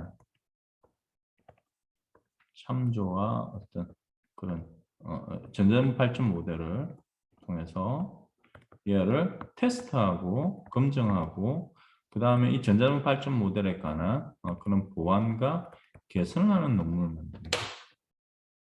그러면 우리가 전자정부를 갖다 어떻게 이용하나요? 형태에 관한 것보다는 저 전자정부 발전 모델을 통해서 검증하는 데 상당히 좋은 이론이 됩니다. 마지막으로 하나 할 건 좀 시간이 길어지는데 이런 거 이외의 것들을 작업들을 이제 계속 하는 게 필요합니다. 김창일 박사가 여기 이제 있지만 김창일 박사가 제가 사실 이제 칭찬에 좀 인색합니다. 근데 김창일 박사가 저한테 자기는 왜 했는지 모르는데 저한테 칭찬을 초기에 들은 것 중에 하나가 뭐였냐고 하면 자기는 칭찬을 받았는지 안 받았는지 기억할지는 모르지만 AP에서는 정보 보안에 관한 뭐, 그게 이제 저기 우리 그럼 뭐 허동원 박사도 같이 했네. 저기 뭐였지 그게 창이라 정보 침해 경험이 어, 정보보호에 그 보면 이제 자기가 이론을 찾다가 가지고 온 게 우리 지금 최근에 이제 많이 나오는 그 경제학에서 행태론에 관한 그 이론 뭐였지? 창이라 행동 이중 경제, 프로세스. 예, 음? 이중 이중 프로세스. 프로세스 이론을 가져옵니다. 이중 프로세스 이론이 전통 경제학이 아닌 행동 경제학의 어떤 이론 중에 하나거든요. 그러니까 저 논문도 의미가 있으시는 게 이제 그 논문 자체는 보면 결과야 뻔합니다. 그런데 이중 프로세스 이론이라는 걸 통해서 이제 해당 부분을 설명하면서 줄거리가 엮어지는 부분들이 있습니다. 그래서 보면 이게 이제 다른 쪽에서 활용되고 있는 이제 이론이고 그런 것들이 많기도 하지만 이제 보육이나 이런 데서 사용되고 있는데 그런 측면에서 어떤 그 논문을 관통할 수 있는 이론을 넣는 게 그냥 단순하게 측에서 지금 보면 이제 그런 고민을 가진 사람도 있을 겁니다. 이제 처음 초입 단계에서 논문을 쓰는 사람들은 주로 이제 잡는 걸 보면 제가 수업 시간에 그렇게 가르치죠. 선행 연구를 할 때 처음에 종속 변수에 관한 걸 하고 다음에 독립 변수에 관한 선행 연구를 하고 두 개를 엮는 걸 해라고 하는데 저걸 할 때 다음 단계를 가려고 하면 저걸 관통할 수 있는 하나의 이론을 넣는 게 필요합니다. 그게 아니면 각각을 다 하면 다 찢어지면 엄청 많고 잡다한데 힘들어요. 재미도 없고. 그래서 저희 이론하는 작업들이 상당히 이제 필요하게 됩니다. 오늘은 일단 이론 파트는 그 어떤 관통하는 이론에 관한 것들 여러분이 계속 고민하는 거 좀 하고 이게 처음에 쉽지 않습니다. 쉽지 않고 한데 사실 이거 말고 좀 하나 더 하고 싶은 게 있는데 시간이 좀 여의치 않아서 일단 이거 하고 잠시 17분인데 잠시만 쉬었다가 우리 그거 한번 봅시다. 덕원생 저기 뭐 우리 올린 거 그거 한번 보면서 이야기하고 그 다음에 제가 미디어 패널 잠시 보면서 설명하겠습니다. 장 박사님 오니까 우리 시로 가네. 죄송합니다. 25분에 시작하겠습니다. 괜찮으시죠? 제가 한국 시간으로 12시 안 넘게 하겠습니다. 그래서 저 25분에 해서 한 30분 정도만 하겠습니다. 네. 좀 이따 봐요.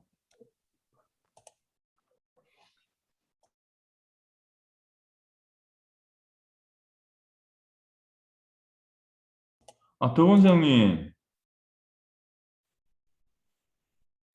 허돈생님. 이게 나한테 네. 왔네. 내 기록 중이긴 하다. 내가 지금 가지고 있네. 교수님 뭐 어떤 거 저 부르셨나요? 녹음. 녹음. 네. 저한테 안 주셔가지고 그러고 보니까 예. 미리 내가 이야기하는 좀 챙겨 주세요. 아시겠죠? 예, 알겠습니다. 네. 어떻게 하지? 교수님, 그리고 네네. 맞다. AI 관련해서 논문 썼던 거 있지 않습니까? 네네. 그거는 그거 저기 뭐고 제가 보다 보니까 이론 파트에 그 그림이 빠져 있던데요. 그래서 제가 지금 수정 다시 해서 네네. 저도 보다 보니까 원본에서 계속 수정 작업하면서 빠진 게 좀 있어가지고 네네. 제가 지금 수정 작업은 계속 하고 있습니다. 네네. 다시 보고 있고요.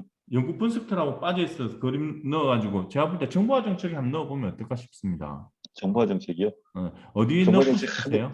하도 많이 넣어가지고 아니면 지역 미안해서 정보학회 그냥 한번 넣어보시고요. 지역 정보학회요. 어. 지역 정보학회를 혹시 한번 다른 데 넣고 싶은 데 계십니까? 지금 근데 이게 그 뭐 어. 지난번에도 말씀을 드렸지만 그치, 밋밋한 연구니까. 이제 그쪽은. 너무 밋밋하고 그다음에 어. 이제 뭐 저기서 리뷰 받았을 때도 그 정책학회에서도 뭐저 리뷰가 한 분은 뭐 좋게 보셨는데 이제 뭐 과학기술 정책에 관련된 이런 논문들이 이제 그쪽에 잘 없으니까 그런 측면에서 이제 긍정적으로 보셨는데 다른 분들은 뭐 이게 내용 자체가 뭐 그 인사이트를 줄 수 있는 어떤 음. 그런 부분들이 너무 없다 보니까 음. 정보학회제 그러니까 거기 올리기에는 좀 제한적이지 않나 이런 얘기를 한 거거든요. 맞습니다. 네, 그래서 제 생각은 뭐 그 저희들 정보 정책은 많이 이제 다른 분들도 기회가 있을 뭐 내는 게 좋을 것 같고요. 저는 네네. 한번 이번에 지역 정보 학회지에다가 한번 알겠습니다. 하는 게 좋습니다. 어떨까 싶습니다. 네, 네네네. 그렇게 해서 내시면 될 것 같습니다. 알겠습니다. 한번 제출해 보겠습니다. 거기다. 네, 네, 고맙습니다. 네.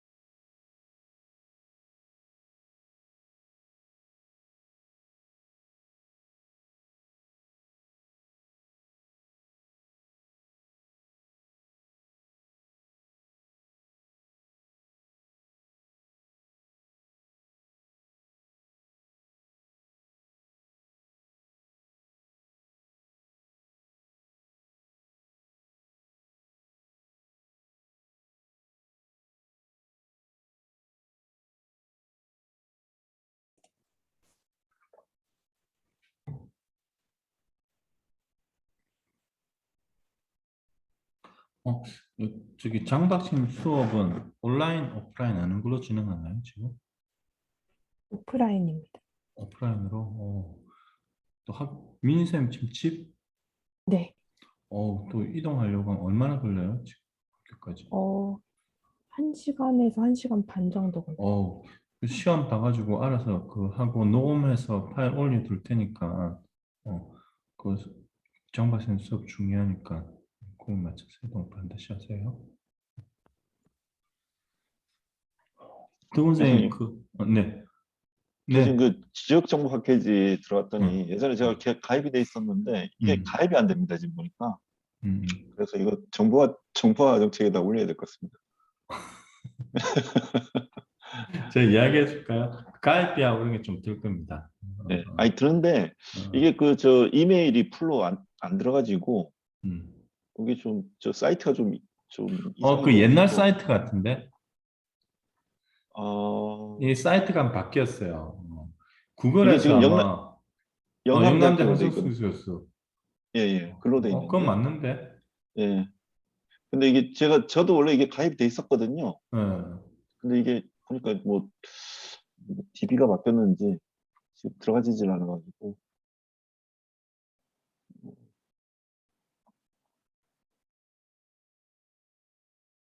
일단 그 어, 정말 AI 관련된 논문은 그냥 정보화 정책에다 일단 한번 내보겠습니다. 강제로 정부화 정책입니까? 그렇게 된 것 같습니다.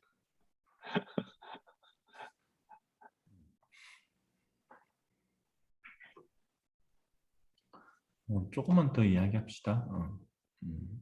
먼저 하기 전에 그거 잠시 한번 볼까요? 그 파일 저기 한 거 잘 봤습니다. 잠시만요. 내가 호스트인데 화면 공유가 비활성화돼 있다고 했지? 아까 다 공유 활성화 시키는 것 같은데? 제가 호스트인데 어떻게 화면 공유를 제가 비활성화 시킬 수 있죠? 혹시 아시는 분 계십니까?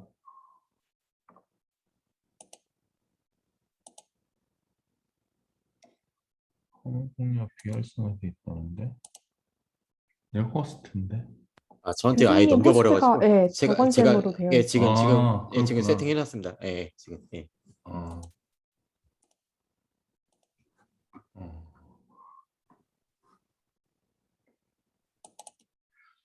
자, 봅시다. 기본적으로 이 정도 목록이면 그냥 한두 사람이 그냥 한 며칠만 하면 다 받겠던데 그냥 이거 뭐 협업 안 해도 그래서 지금 이거 그 뭐고 기본적으로 이 정도 여기에 빠진 것들이 좀 있던데 뭐 교육이나 그 문화나 이런 쪽들은 일단 뭐 우리 리스트 이것부터 한다고 생각하고 하는데 이것들은 쭉 받으면 되는 건데 내가 보니까 이런 게 있더라고요.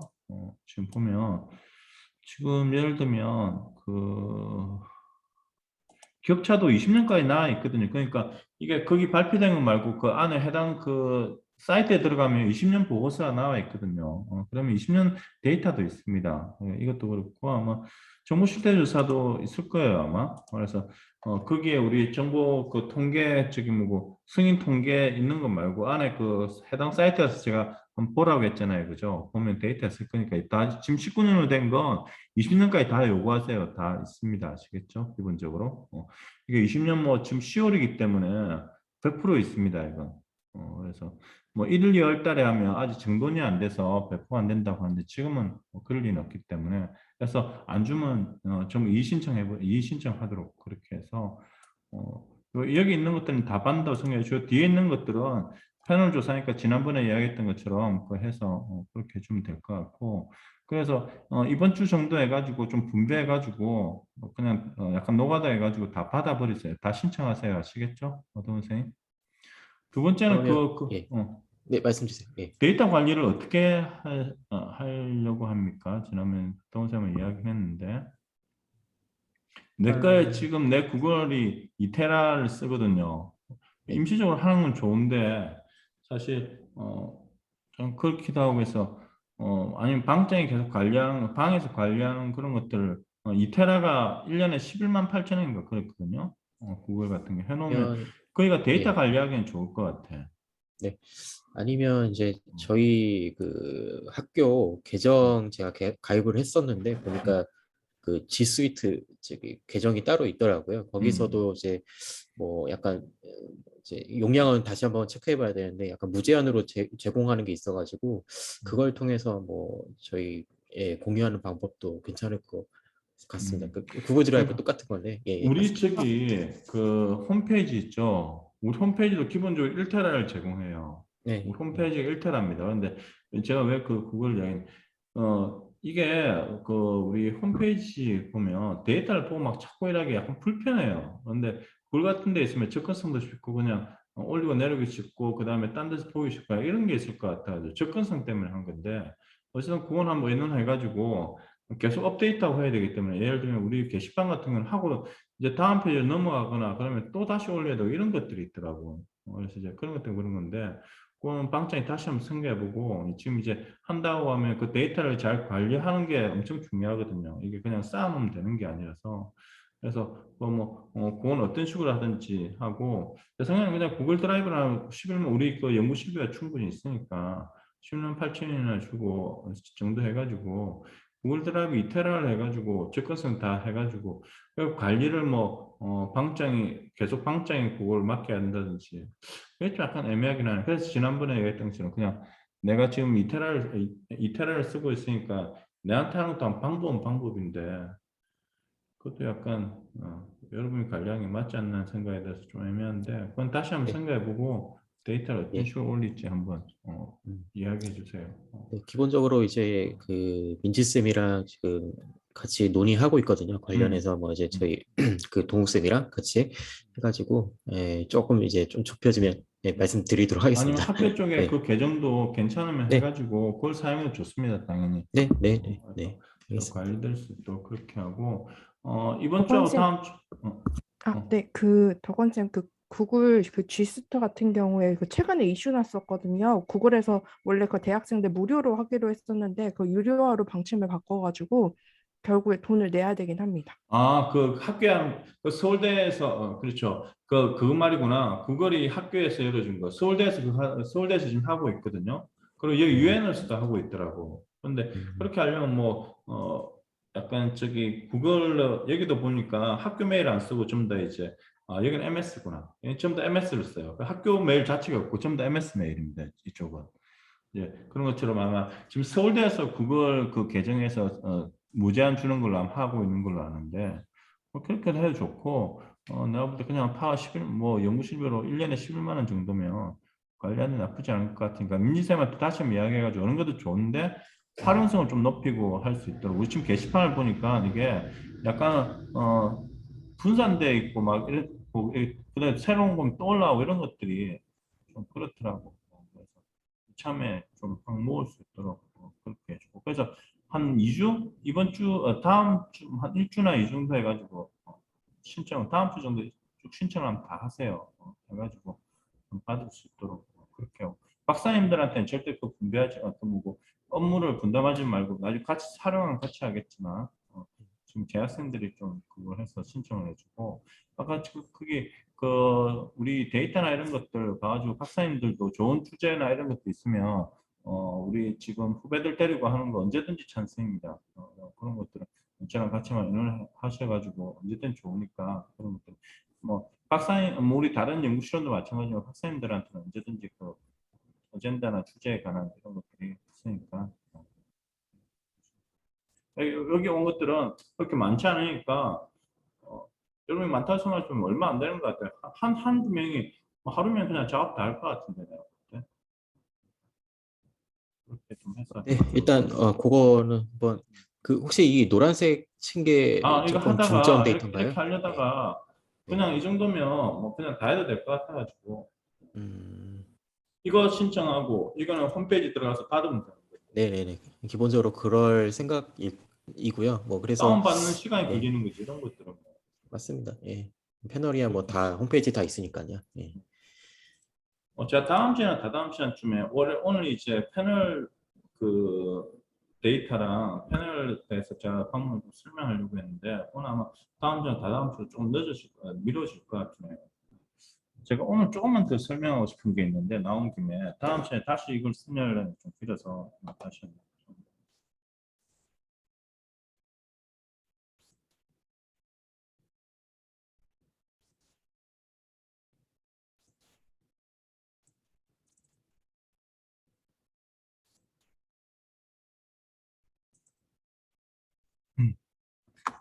보세요. 아까 이제 제 그 분석, 제 그 연구의 어떤 그런 거 이제 왜냐하면 제가 이런 것들은 미주알, 고주알 이야기하는 거 아까 얘기했듯이 저하고 이제 코어이기 때문에 제가 어떤 관심사를 가지고 있고 어떤 식으로 연구를 접근하고 이런 것들 여러분한테 좀 더 이제 미주알, 고주알 공유를 할 필요가 있어서 그러니까 그런 차원에서 여러분 한번 들어주시기 바랍니다. 아까 얘기했던 것처럼 제가 IT 정책을 그래서 저는 이제 양쪽을 바라보는데요. 하나는 제 논문은 항상 이렇게 되어 있습니다. 하나는 IT 정책이고 IT 정책 쪽이고 하나는 이제 일반 정책에 관한 것들을 이제 정책론으로 풀어나가는 그런 작업을 해요.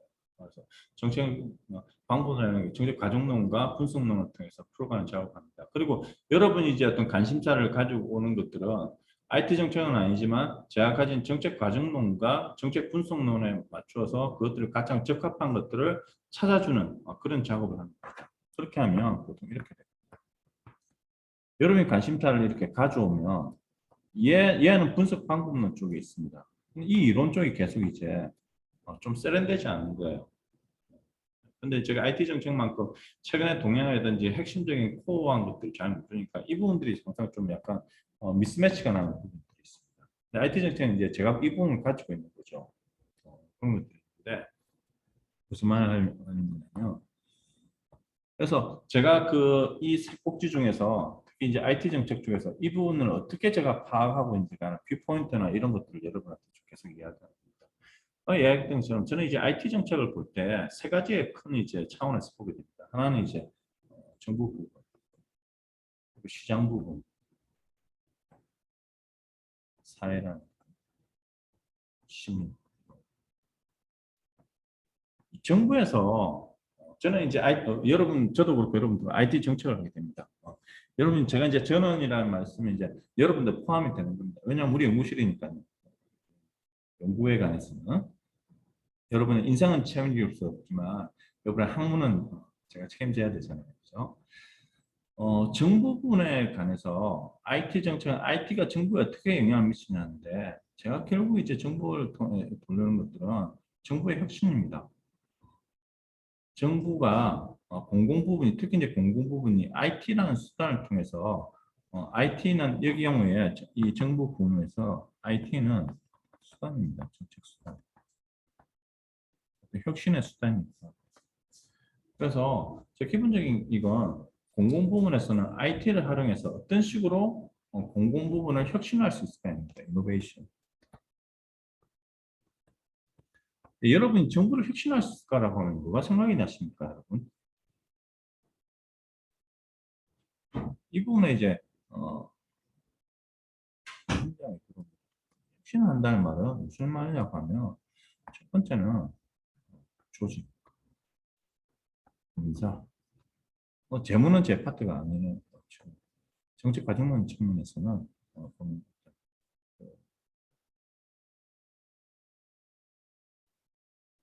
뭐였지? 정책 나도요. 그래서 보면 이제 조직과 관련해서 나오는 이야기가 이제 정부의 IT의 도입이 어떤 그 정부의 뭐 일하는 방식이나 쪽을 얼마나 효율적일까 이런 거 나오는데 기본적으로는 행정학에서 보는 조직과 관련된 가장 이제 대표적인 건 이제 관료제입니다. 그렇죠? 관료제라든지 이런 것들 어떤 식으로 이제 할 수 있을까? 수평적 조직을 바꿀 수 있을까? 뭐 이런 것들이 조직론 파트가 되는 거고 인사라든지 정책이라든지 이런 식으로 이제 되는 거죠. 그래서 근데 요 중에서 제가 관심이 큰 것 중에 하나는 최근에 큰 것 중에 하나는 거버넌스가 하나입니다. 워킹 거버넌스가 저의 최근에 이제 매우 큰 고민은 워킹 거버넌스에 있습니다. 이 워킹 거버넌스는 이 조직론 쪽에 속하게 되는데요. 제도론 쪽에. 그래서 거버넌스라고 하면 이게 이제 플랫폼하고도 다 이어지고 이제 그런 문제들인데 어떤 이게 위원회 제도하고도 이어지고 어떤 그 추진 체계하고도 이어지는 그런 문제들인데 우리나라 위원회라든지 어떤 그런 IT에 관련된 추진 체계들이 상당히 많은데 제안들이 작동하지 않는다는 경우가 상당히 많습니다. 예를 들면 이제 위원회도 마찬가지고 지금 이제 IT 정책 같은 경우에는 상당히 산발적으로 흩어져 있습니다. 과기정통, 방통위, 행안부, 산자부 그리고 국토부까지. 그러면 이런 이제 이런 거에서 이런 분산적인 어떤 시스템인데 분산적 거버넌스가 좋은 건지 아니면 어떤 기능적인 통합적인 프로세스가 좋은 건지 이걸 이제 저는 2x2 매트리스로 되어 있는 기능의 어떤 분산하고 집중 그리고 저는 조정 기제를 매우 중요하게 보는 입장입니다. IT 정책에서. 왜냐하면 이 IT 정책적인 특징 중에 하나가 처음에는 기술을 다루는 부처가 되지만 점점 더 가면 IT에 관련된 것들은 모든 부서가 다 다루는 약간 인프라와 비슷한 것들이 됩니다. 이런 경우에 산재에 있는 것들을 어떤 식으로 조정해 줄지가 상당히 중요한 문제가 됩니다. 그래서 저는 이 기능과 어떤 조정 기제를 쓴 2x2 매트릭스를 통해서 네 가지의 유형으로 이제 IT 정책, IT의 가버넌스를 이제 하게 됩니다. 그것과 관련해서는 제가 그 보고서 쓴 것들은 이런 것들이 많은데, 그건 다음에 소개하기로 하고. 그래서 저것들에 이제, 근데 이제 저런 문제가 사실 이제 작동하느냐의 문제가 제 가장 큰 이제 관심사입니다, 최근에. 저것들이 제도적으로 되어 있다고 하더라도 움직이지 않으면 끝이거든요. 그래서 최근에 이제 제가 보고 있는 CDO 제도나 우리나라 이제 대표적인 CIO 제도 같은 건 완전 실패했습니다. CSO도 마찬가지고요. 제도는 있는데 작동하지 않습니다. 어떤 거버넌스라는 게. 그리고 이제 과학 최근에 이제 IT 정책도 마찬가지고. 그래서 이제 저는 이제 첫 번째 파트는 이런 정부의 어떤 변화, 혁신을 어떻게 이끌 수 있을 건가 하는 관점에서 이제 보는 거고. 두 번째는 이 시장에 관한 부분들은 제 시장 관련해서 제 메인 포커스는 IT 산업정책 부분에서 시장과 정부의 역할에 관한 부분입니다. 제가 이제 계속 고민하는 것들이 저는 뭐 산업 발전 이런 것도 당연히 하겠지만 IT와 IT 산업에 있어서 정부와 시장에 관한 역할, 정부의 역할에 관한 부분이 제 가장 큰 부분입니다. 우리나라 초기에는 이제 정부의 역할이 매우 큰 거였다고 하면 지금은 이제 그것들이 이제 시장 쪽으로 상당 부분 넘어가고 있습니다만 그럼에도 불구하고 여전히 이제 정부가 해야 될 부분들이 있는 거고 그런 부분들에 관심을 가지고 있고 그와 관련해서 제가 크게 가지고 있는 것 중에 하나가 이제 연구 문제가 왜 기술의 발전이 혁신으로 이어지지 않는가 합니다. 무슨 말이냐고 하면 기술의 발전은 우리가 어떤 그런 말 많이 합니다. 이 기술이 이렇게 좋고 제품이 좋고 이렇게 서비스 좋은데 이게 왜 실패하지? 이걸 왜 못 받아들이지? 라고 이제 기술을 하시는 분들이 이야기합니다. 네, 여러분 아시는 것처럼 기술이 좋고 서비스가 좋다고 모든 게 수용되지는 않습니다. 거기에는 이제 시민들의 어떤 수용성도 있겠지만, 그래서 저는 이 시장과 어떤 그 기술의 관점을 정치경제학적 관점에서 바라봅니다. 그래서 윌슨의 규제정치론을 갖다가 탈규제정치론을 사용해서 푼다든지, 그래서 이 기술이 시장에 접근하기 위해서는 단순히 기술적인 접근이나 이런 것만으로는 풀리지 않는 부분들이 있습니다. 그래서 이제 최근에 이제 그 진행하고 있는 연구들 중에 하나가 예를 들면 이제 제가 15년, 16년도에 쓴 거죠. 16년도에 온거 썼던 것들이 여러분 이제 들은 분 있으려나? 읽어보신 분 있을는지 모르겠는데 그 당시에 이제 핀텍하고 그 다음에 핀텍하고 우버하고 그 다음에 배달 앱을 통해 가지고 IT가 어떤 식으로 저 시장 부분을 바꾸고 그것들이 시간이 지나에 따라서 어떻게 진화하느냐를 봅니다. 그래서 이 해당 파트를 보면 첫 번째는 기술과 혁신의 문제를 다루고 이것들이 시간에 따른 진화를 봅니다. 무슨 말이냐고 하면 IT는 사이클이 매우 짧다고 이야기합니다. 실제로 매년 새로운 아이템들이 나오거든요. 여러분 스마트워치 실패하면 내년에는 스마트워치 이야기 안 옵니다. 확 넘어갑니다. AI 지금 막 되고 있어. AI가 막 10년 갈 것 같지만 내년 되면 다른 아이템이 나옵니다. 왜냐하면 IT 쪽은 시장하고 매우 긴밀한 관계를 가지고 있고 특히 이제 컨설팅 펌들이 얘를 주도해 나가는 또 측면이 있기 때문에 상당히 기술 주기가 짧습니다. 그런데 이 기술 주기가 짧은 만큼 또 하나의 특징이 있는 게 기술 주기가 짧음에도 불구하고 진화를 합니다. 이 진화라는 건 기술적 진화를 의미한다기보다는 수용의 진화를 계속 이루어 나갑니다. 그래서 보면 새로운 모델들을 찾고 진화해 나가는 것들을 이제 밝게 되거든요. 이제 그런 시간에 따른 진화. 저는 이제 그래서 그런 면에서 저는 이제 시간을 정책에 넣는 걸 매우 중요하게 생각하고 이제 시간의 다이나믹성을 제 연구 주제 중에 매우 큰 것 중에 하나가 시간에 따른 다이나믹성입니다. 그래서 어떤 단편적인 관점에서 보는 게 아니고 IT 정책이 단편적으로 볼 때는 실패했다고 볼 수 있지만 시간에 따라서 다시 진화할 수도 있고 어떤 게 성공했다고 하지만 시간에 따라서 다시 실패할 수도 있는 이런 시간의 관점 이런 것들을 제 연구의 가장 큰 것 중에 하나는 저 타임에 따른 다이나믹스입니다. 그래서 무슨 연구를 보든지 그리고 이제 어떤 시민 관점에서 시민을 다 보는 게 아니고 제가 이 시민이나 사회를 보는 중에서 제일 큰 게 수용에 관한 거. 새로운 IT가 어떤 식으로 수용될 수 있는 건데 이거 관련돼서 제가 제일 관심을 가지는 건 이 모티베이션에 관한 문제.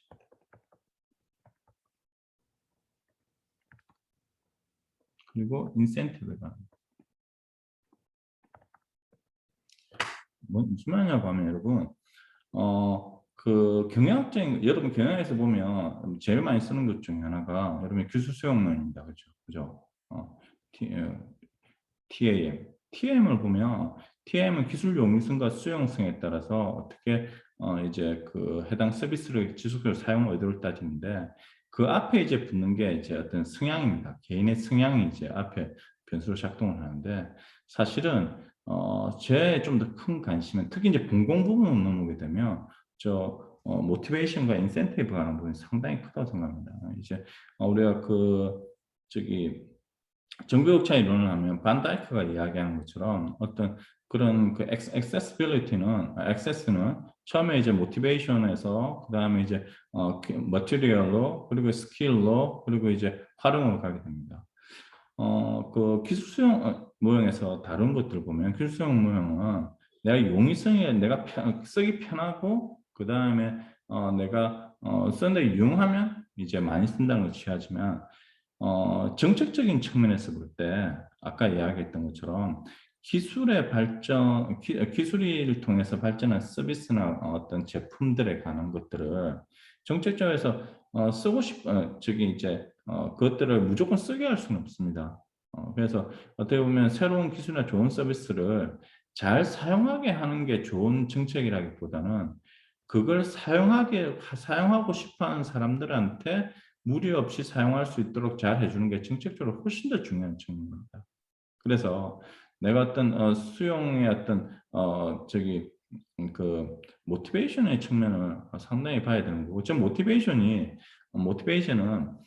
내가 쟤를 쓸 필요성, 내 성향뿐만 아니라 성향보다는 내가 저것들을 쓰고 싶은 필요성이라든지 중요성 이런 것들이 매우 이제 강조되는 그런 부분입니다. 그리고 이제 인센티브는 약간 다른 측면이긴 한데 인센티브는 저는 이제 사전적이라기보다는 약간 사후적인 측면을 가지고 있는 거라고 보거든요. 약간 보상적인 측면을 가지고 있다고 보는데 저를 유지할 수 있도록 하는 게 매우 중요한 게 이제 인센티브에 관한 부분인데 뭐 저 두 개 혼용할 수도 있지만 그래서 동기적 요인에 관한 부분이 저의 어떤 그 수용이라는 것은 엄청 중요한 그런 것들을 차지하고 있습니다. 이제 인센티브나 모티베이션에 관한 것들은 여기서뿐만 아니라 아까 이야기했던 이쪽에서 똑같이 이제 저는 다루고 있습니다. 왜냐고 하면 공공 부문의 어떤 플랫폼이나 이런 그 거버넌스 부분들이 잘 작동하지 않는 이유 중에 하나가 우리가 이제 플랫폼을 보면 최근에 플랫폼 이야기 상당히 많이 합니다.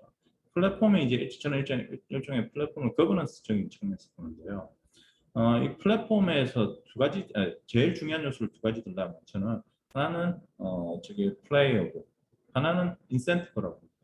뭐냐고 하면 플레이어라는 측면은 그냥 플레이어가 있다는 측면이 아니고 플레이어가 얼마나 이제 플레이어 혹은 액터라고 보죠.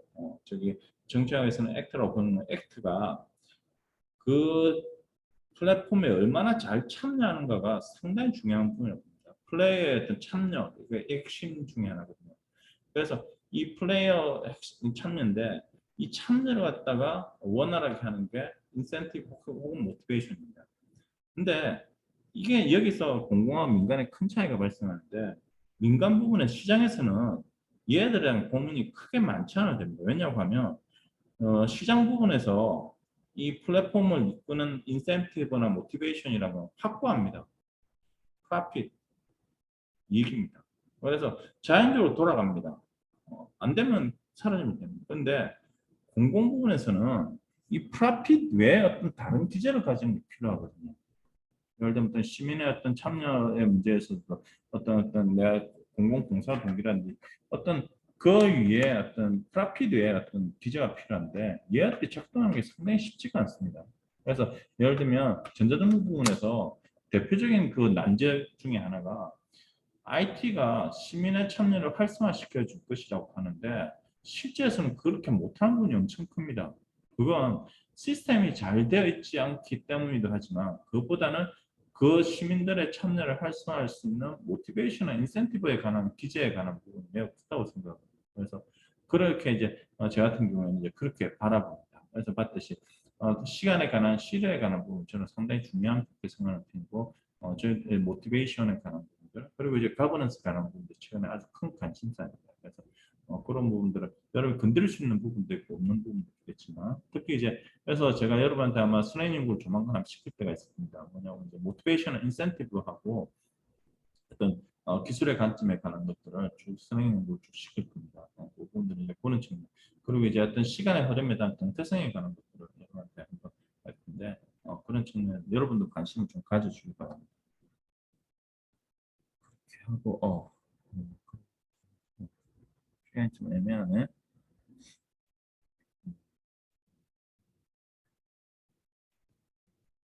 지금 좀 더 하면 이동해야 될 사람도 있고 하니까 미디어 패널을 지금 장 박사님 그 수업에서 데이터 혹시 뭐 다루시나요? 미디어 패널 다루시나요?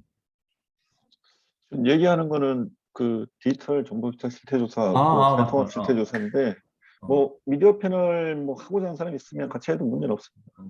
그 미디어 패널은 저기 뭐고 일단 지금 은행에 좀 오늘 좀 했으면 좋겠는데 제가 다음 주에 지금 가족 여행이 있어서 다다음 주 월요일에 제가 다시 돌아오거든요. 다음 주는 여러분 쉬어야 될 것 같아요. 다음 쉬어야 되는데 그 다음 동안 일단 데이터 좀 모으고 미디어 패널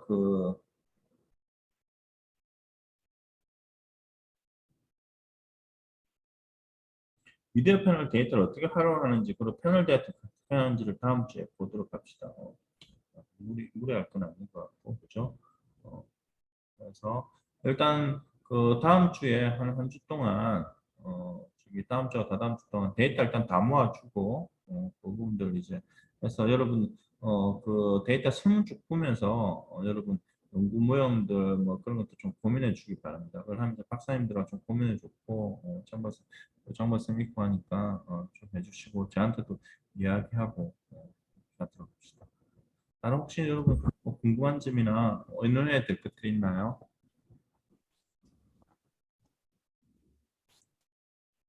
일단 데이터 관련해서는 일단 저희 재학생들 분들 같이 수업 들으시니까요.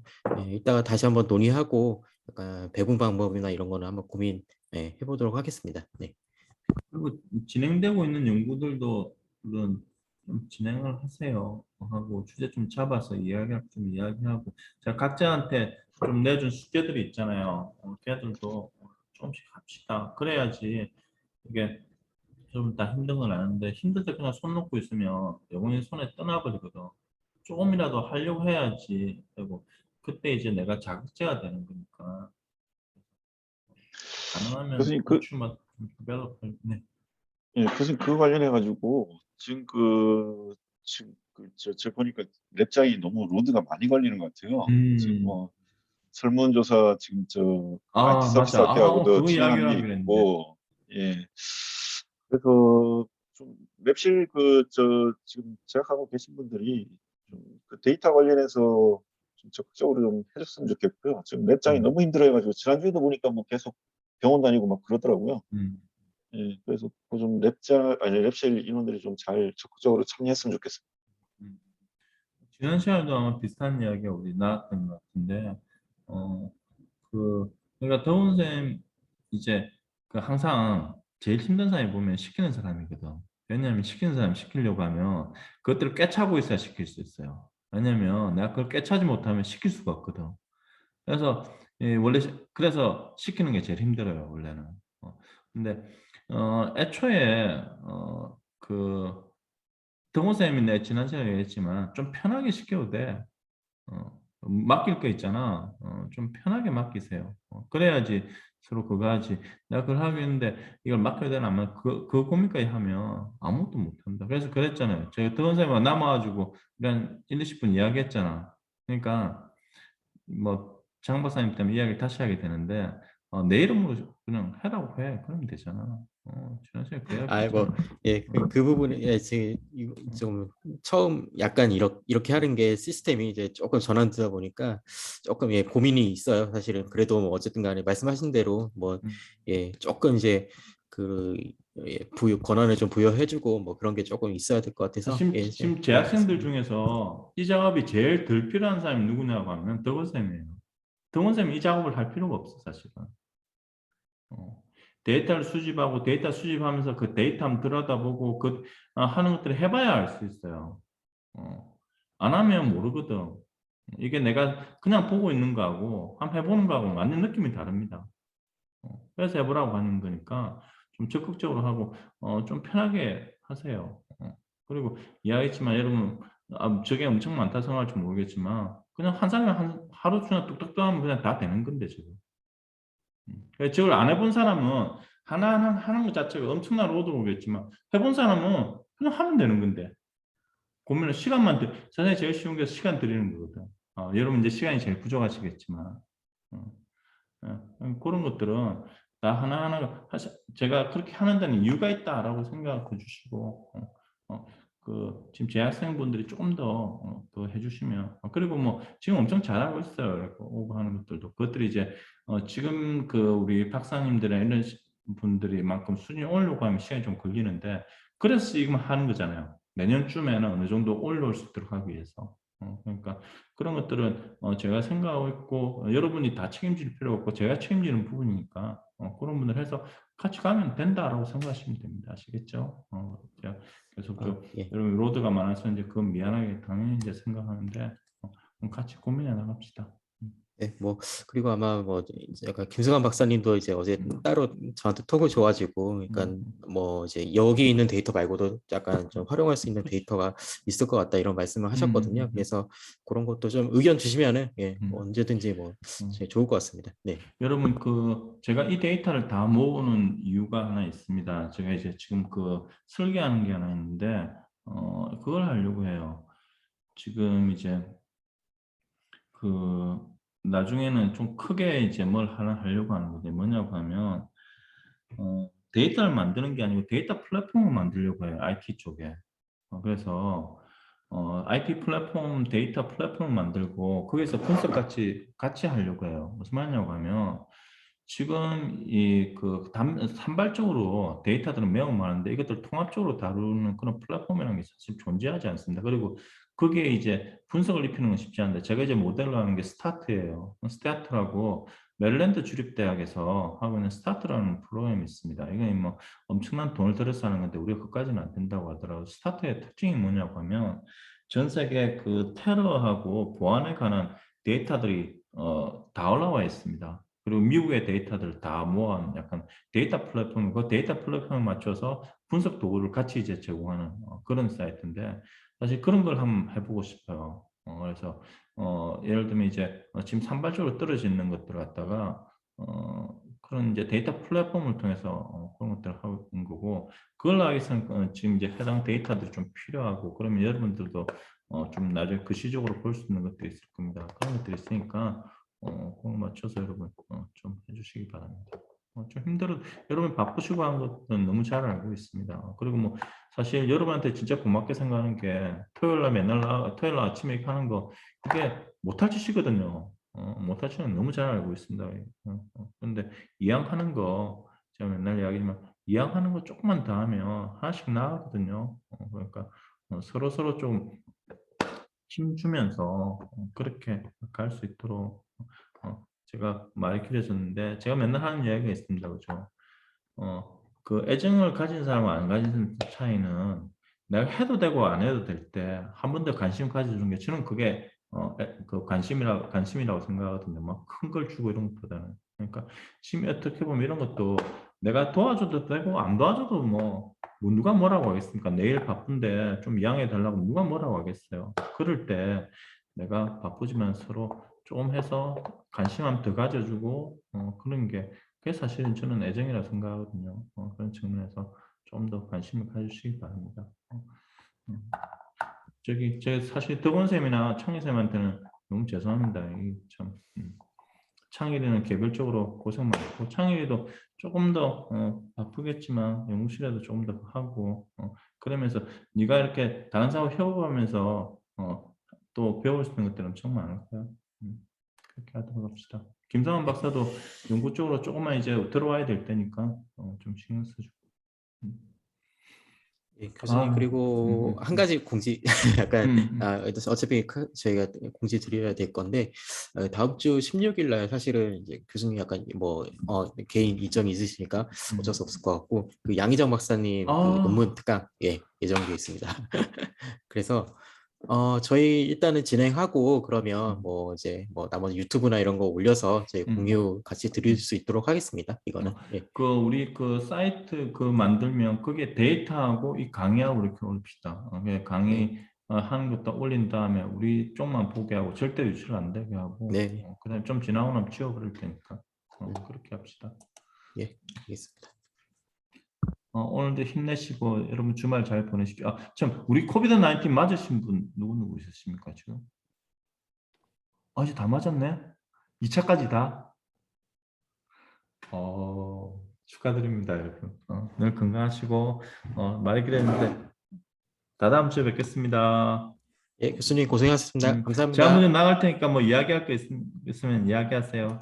예, 저 혼자 알겠습니다. 나가도 되잖아. 나가겠습니다. 참 녹음 파일 꼭 그 지금 기록해놓은 거죠? 오늘 거는 못했어요. 건가? 아이고, 제가 그 기록이 안 됐네요. 근데 교수님께서 기록되는 것 같아요. 지금. 그러면 내가 나가면 내게 남겠네. 네네네, 그러면 맞습니다. 내가 그걸 갖다가 넘겨줄게. 네, 알겠습니다. 네, 감사합니다. 고맙습니다. 네.